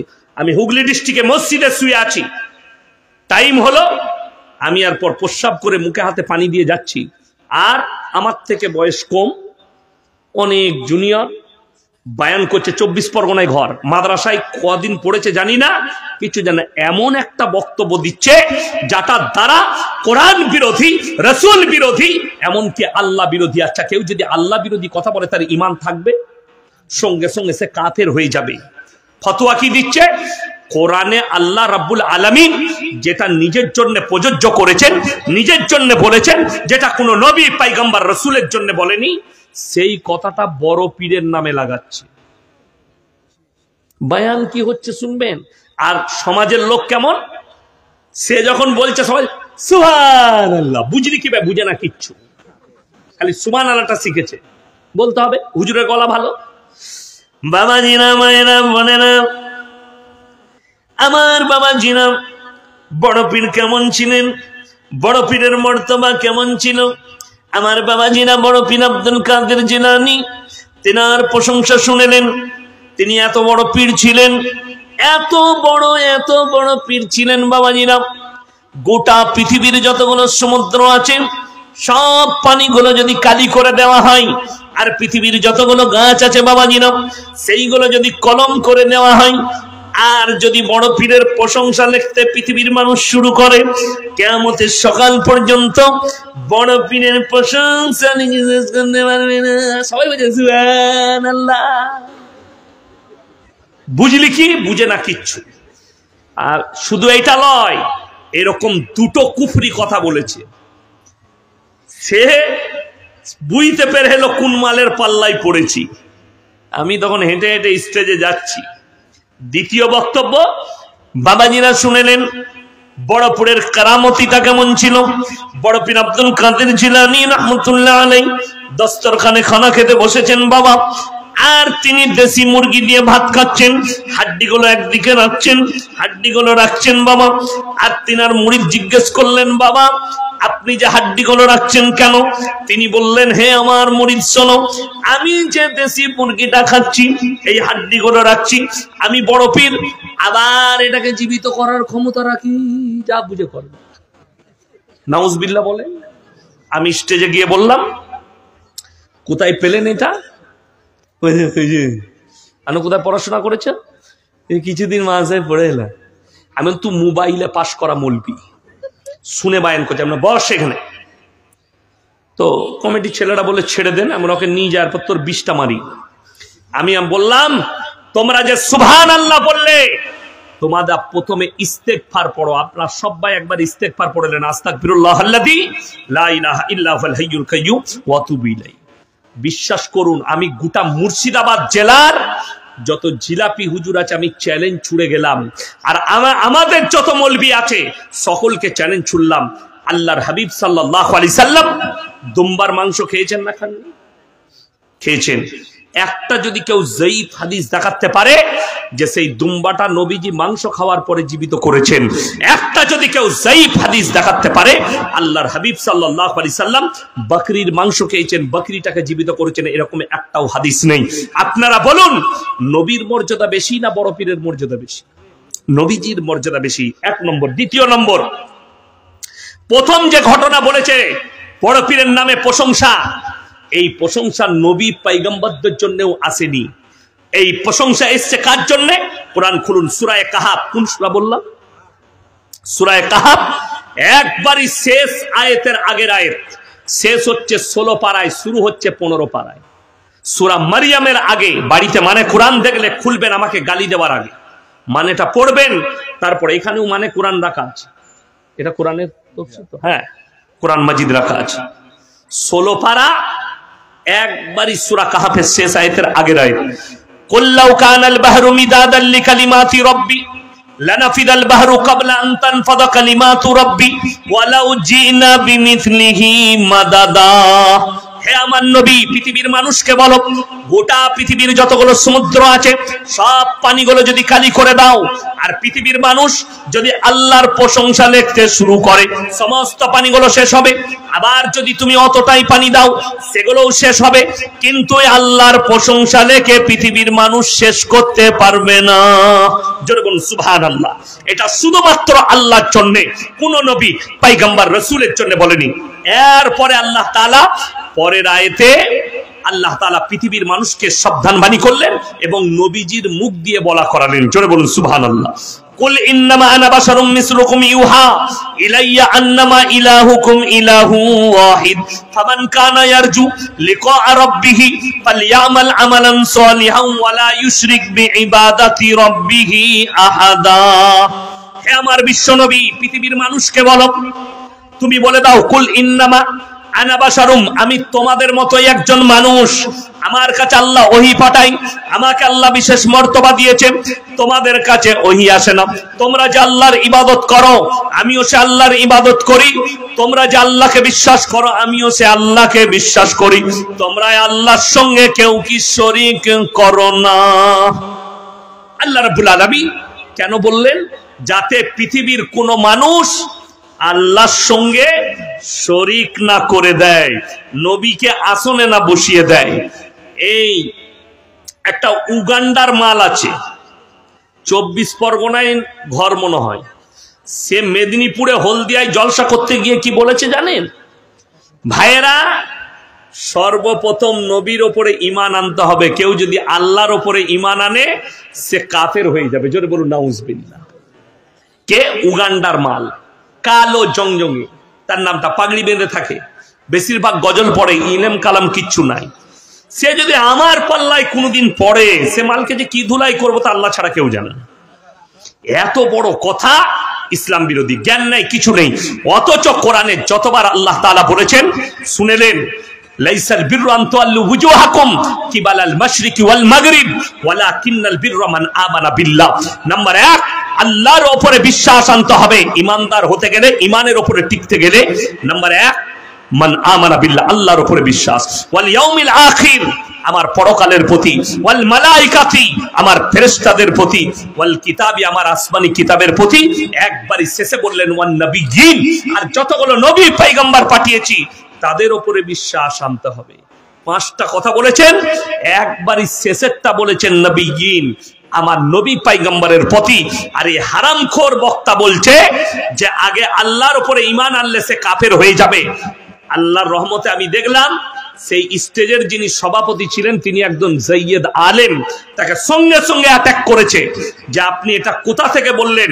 এই আলোচনা করতে গেলে অনেক লম্বা চওড়া আলোচনা করতে হবে, এই আলোচনা একমাত্র ইলমি মহলে করা যাবে, আলেমদের মহলে করা যাবে, বাইরে করা যাবে না।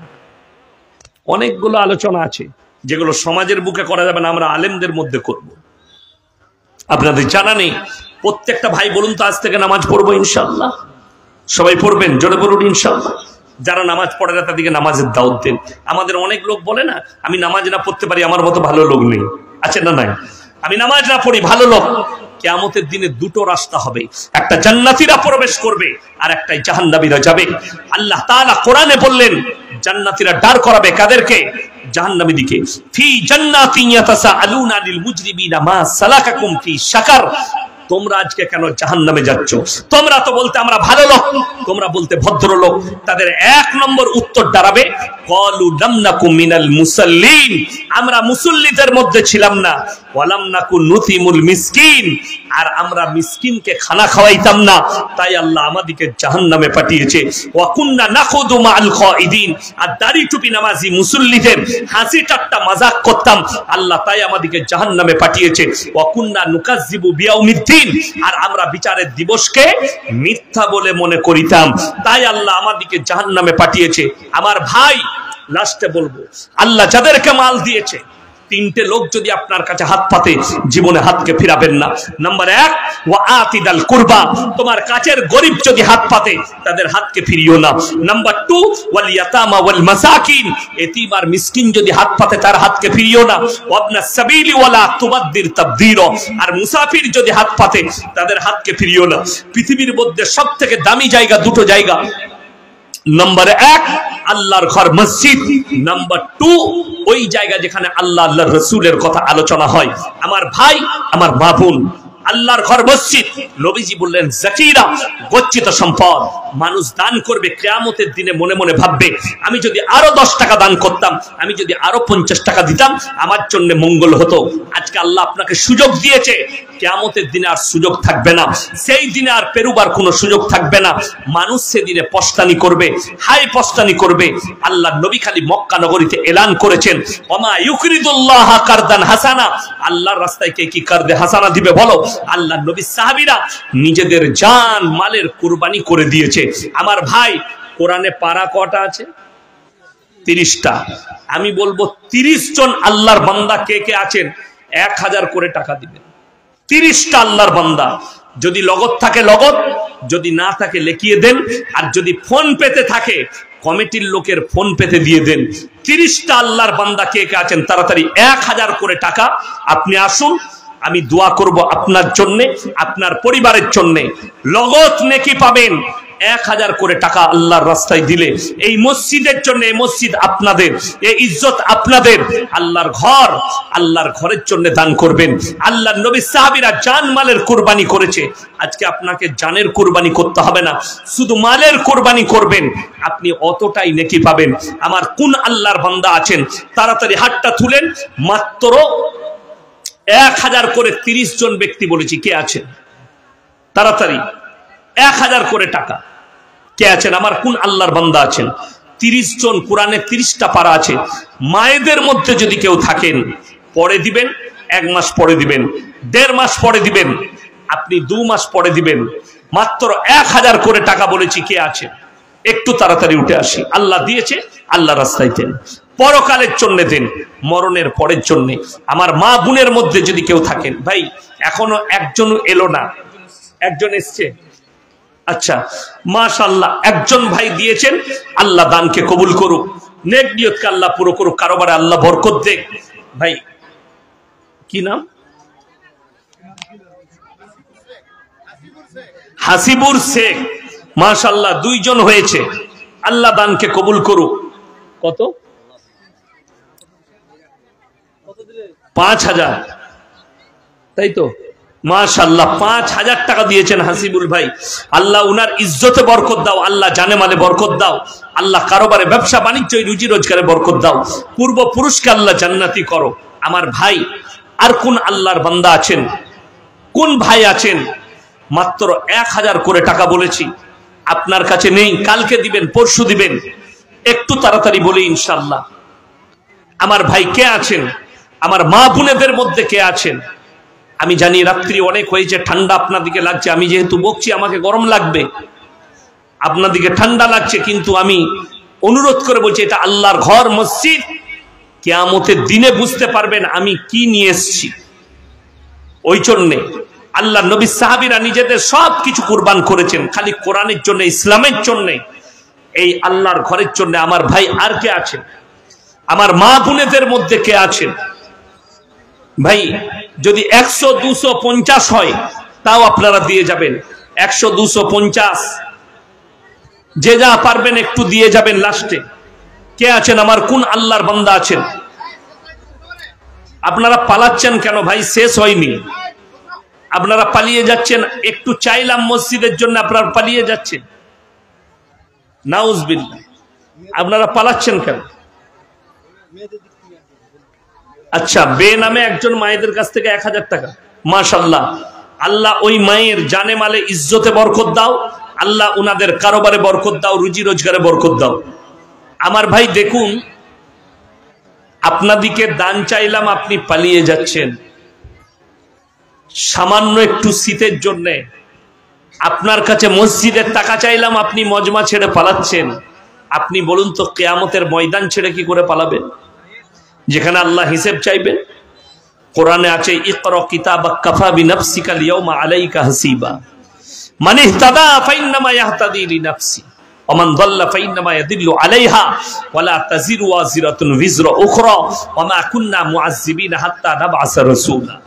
আমি কিয়ামতের দিনে মানুষের হাতেতে তাদের আমলনামা দেব, নারী পুরুষের হাতে। তোমরা নিজের মুখে নিজেদের হিসেব দেবে, সেই দিনে তোমরা নিজের মুখে হিসেব দেবে। আপনাকে আপনার পাপ নিজের মুখে পড়ে শোনাতে হবে। আপনার নেকির কাজ আপনি নিজের মুখে হিসেব দিবেন, আল্লাহ আপনার হাতে আমলনামা ধরাবেন। সেই দিনে আপনি কি করে সরে আসবেন? আজকে আল্লাহর ঘরের জন্য চেয়েছি, আপনার পকেটে 10 টাকা থাকলেও আপনি দিয়ে যাবেন। আপনি ভাববেন, আল্লাহ আমাকে দেনেওয়ালা বানিয়েছো, আমাকে চাহনেওয়ালা বানাও। আল্লাহ আমাকে হাত পাতনেওয়ালা বানিয়েছো, না, আমাকে দেনেওয়ালা বানিয়েছো, আমাকে হাত পাতনেওয়ালা বানাওনি। আপনি আল্লাহর কাছে কাঁদবেন, আল্লাহ তুমি আমাকে মুমিন করেছো। আজকে মুসলমান এত নির্বোধ, অনেক মূর্খ মুসলমান জানে না। তারা মনে মনে ভাবে যে মাশাআল্লাহ, একজন বেনামিতে 10,000 টাকা দিয়েছেন, মাশাআল্লাহ। আল্লাহ উনার হায়াতে বরকত দাও, উনার পূর্বপুরুষ যারা চলে গেছে আল্লাহ জান্নাতি করো, আল্লাহ উনার জানে মালে আল্লাহ বরকত দাও। হাবিবুর রহমান নামে একজন ভাই 5,000 টাকা দিয়েছেন, মাশাআল্লাহ। আল্লাহ দানকে কবুল করুক, নেক নিয়তকে আল্লাহ পুরো করুক, কারোবার আল্লাহ বরকত দেখ, রুজি রোজগার আল্লাহ বরকত দেখ, হায়াতে আল্লাহ বরকত দেখ। আমার ভাই, মুসলমান আল্লাহর কাছে দোয়া করে সম্পদের না। সবাই দোয়া করবেন, আল্লাহ তুমি আমাকে হালাল রুজি দাও, ইজ্জতের রুজি দাও, মৃত্যুকাল পর্যন্ত আমাকে ইজ্জতের রুজি দাও। আল্লাহর কাছে দোয়া করবেন, আল্লাহ কালমার সঙ্গে মৃত্যু দাও, কালমার সঙ্গে খাতবা নসিব করো, এই দোয়া করবেন। আর নিয়ত করে যান, আজ ফজর থেকে যেন আমাদের নামাজ কাজা না হয়, আর জিন্দেগিতে যেন আমার জীবনে পাপ না আসে। যারা সুদ খায় সেই ভাই দিকে বলবো, মসজিদের দরজায় পা রাখেন, ইস্তেগফার করে কাল থেকে সুদ খাবো না। যারা বিড়ি সিগারেট গুটকা ইত্যাদি খান, তারা নিয়ত করলেন আজ থেকে নিজেদিকে ওই পাপ থেকে বাঁচাবো। আল্লাহ আমার জীবনটা নিয়ে যেন পরিষ্কার পরিচ্ছন্ন হয়ে যেতে পারি, সমস্ত রকমের বুড়াই থেকে আল্লাহ যেন আমাদের সকলকে হেফাজত করেন। আমার ভাই, আপনারা অনেক দিয়েছেন এই মাদ্রাসা। আমি সর্বপ্রথম দোয়া করব, আল্লাহ এই জালসার সভাপতি সাহেবের ইজ্জতে বরকত দাও, আল্লাহ উনার হায়াতে বরকত দাও, এবং এই মসজিদের ইমাম সাহেব, আল্লাহ তাআলা তুমি ইনার হায়াতে বরকত দাও। আমার পাশে আছে মোল্লা দেলোয়ার হোসেন ভাই সাহেব, শেখের আল্লাহ হায়াতে বরকত দাও, আল্লাহ ইলমে বরকত দাও। আমরা যারাই আছি, আর এটা আমার ছোট ভাইয়ের মতো আনারুল ভাই, আমার খুবই প্রিয়, ভালোবাসে। আল্লাহ তাআলা আজকের মজমাকে কবুল করুক, এই জলসা কমিটিকে আল্লাহ কবুল করুক, আজকের এই জলসাকে আল্লাহ কবুল করেলে আল্লাহ সকলের হায়াতে বরকত দেখ। আমি লাস্টে একটা গজল পড়ে সভাপতি সাহেবকে দোয়া পড়ে শেষ করার অনুমতি দেব। আচ্ছা, কিছু মানুষ বেনামিতে দান দিয়েছে, আল্লাহ তাআলা সকলের দানকে কবুল করুক, সকলের নিয়তকে আল্লাহ কবুল করে লেখ, জায়েজ তামান্নাকে পূরণ করুক। ভুবন জুড়ে রূপের মেলা, কদম কদম ভয়, জানি না মন কোথায় কখন পথে বসে রয়। ভুবন জুড়ে রূপের মেলা, কদম কদম ভয়, জানি না মন কোথায় কখন পথে বসে রয়। আমার চলার পথে প্রিয় কাটার ছড়া ছড়ি, আর পারিনে সামলাতে মন তোমার পায়ে পড়ি। তোমার প্রেমের পীযুষ পানে ধরার বুকে রস, তোমার গুণের কিরণ গুণে গুণীর যত যশ। নীল আকাশে লতাই পাতাই তারাই চাঁদে হাসি, নিখিল জুড়ে যেতাই দেখি শুধুই তোমার মোহনবাসী। ইউসুফের ওই রূপের ভেতর তোমার রূপের আশিস মাগি, ঈসা মুসা ইব্রাহিম দাউদ নূহ সবই, সবার গুণে গুণী তুমি ওগো আমার প্রিয় নবী। সকলে বলুন সাল্লাল্লাহু আলাইহি ওয়াসাল্লাম। ভাই যারা দিয়েছেন, মায়েরা ভাইয়েরা, আল্লাহ সকলকে কবুল করুক, আজকে রাত্রিকে কবুল করুক। হায়াত বাকি তো মুলাকাত বাকি, ইনশাআল্লাহ। আবার আল্লাহ যদি বাঁচিয়ে রাখেন, আমি সাগর দিঘিতে আবার আসছি, মনে হয় তারিখটা আমার মনে নেই। উলাডাঙ্গা বলে একটা জায়গায় আমার জলসা আছে, আগামীতে ইনশাআল্লাহ মুলাকাত হবে। আপনারা আমার জন্য দোয়া রাখবেন, আমার মাদ্রাসার জন্য। এই মসজিদকে আল্লাহ দিন দুগুনি রাত চুগুনি, তার 26 না 27 ফেব্রুয়ারি না, ঠিক উলাডাঙ্গায় আছে ইনশাআল্লাহ। হ্যাঁ, শেখ দিঘিতেও আমাকে ডায়েরি দেখতে হবে, শেখ দিঘি আছে, ভগল দিঘি আছে, দেখতে হবে। আল্লাহ তাআলা সকলকে কবুল করুক। আপনারা আমার জন্য দোয়া রাখবেন, খাস করে আমার এই কচি কাঁচা ভাইদের জন্য দোয়া রাখবেন। আল্লাহ ইনাদের ইলমে বরকত দেখ, বলুন আমিন। আর মসজিদের আদায় অনেক হলো, আমি একটা জলসায় বলেছি, আজকে বলে যাচ্ছি, 50,000 1 লাখ টাকা খরচ করে জলসা করা যায়। ইমামের 2000 টাকা বেতন যে কম বাড়াতে পারে না, তার থেকে দুঃখ আর কিছু নেই।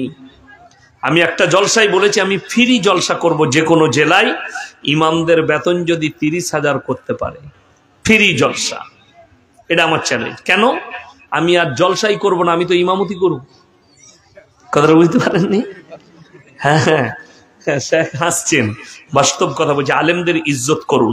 কিয়ামতের একটা আলামতের মধ্যে হাদিসে এসছে, মারাত্মক আলামত, যখন একটা মূর্খকে ইজ্জত করা হবে আর আলেমদের সঙ্গে খারাপ ব্যবহার করা হবে, আল্লাহ তাআলা ইলমের থেকে আগে এই আলেমদিকে তুলে নেবেন দুনিয়া থেকে। ওই জন্য ইলমের থেকে আলেমদের কদর করুন, আল্লাহ যাদেরকে ইলম দান করেছে। আর আপনার মাসলা মাসাইল জানার হলে মোবাইলে গুগলে সার্চ করবেন না, এই আলেমরা হচ্ছে সব থেকে বড় গুগল, যারা কিতাব খুলে আপনাকে দেখিয়ে দেবে। আলেমদের, বড় বড় আলেমদের শরণাপন্ন হন। বাড়িতে বাংলা মানে কোরআন সবাই কিনবেন, জোরে বলুন ইনশাল্লাহ।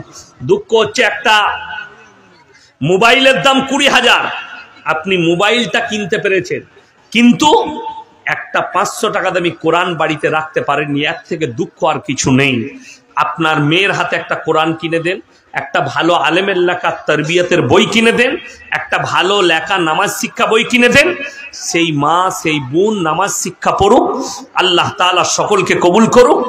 এই এলাকার ছেলে আমার মাদ্রাসায় আছে, মাদ্রাসায় পড়ে। আমি আসার সময় একজনের বাড়িতে চা খেয়ে এলাম, আমার মাদ্রাসায় ছাত্র। তো আপনারা দোয়া রাখবেন, আমি আপনাদের জন্য দোয়া করি, দোয়া রাখবেন। জায়গা কিনা হয়ে গেছে, খুব তাড়াতাড়ি মেয়েদের ক্যাম্পাস করছি। অনেক মাদ্রাসা আছে যারা পয়সা নিয়ে মেয়েদিকে পড়াচ্ছে, ইনশাল্লাহ আমার মাদ্রাসায় ফ্রি থাকবে, বাচ্চা মেয়েরা পড়বে ফ্রি। আপনারা দোয়া রাখবেন। শুধু ফ্রি নয়, স্কুল প্লাস মাদ্রাসা দুটোই থাকবে, তার দুনিয়া এবং আখিরাত। আপনারা দোয়া রাখবেন যেন খুব তাড়াতাড়ি রমজানের পরে চালু করতে পারি, এই দোয়া দিবেন। আমি আপনাদের সাথে আছি, আপনারা আমার জন্য দোয়া রাখুন। ইনশাআল্লাহ হায়াত বাকি, মুলাকাত বাকি। আমিন। ওয়া আখিরু দাওয়ানা আনিল হামদুলিল্লাহি রাব্বিল আলামিন। আসসালামু আলাইকুম ওয়া রাহমাতুল্লাহি ওয়া বারাকাতুহু।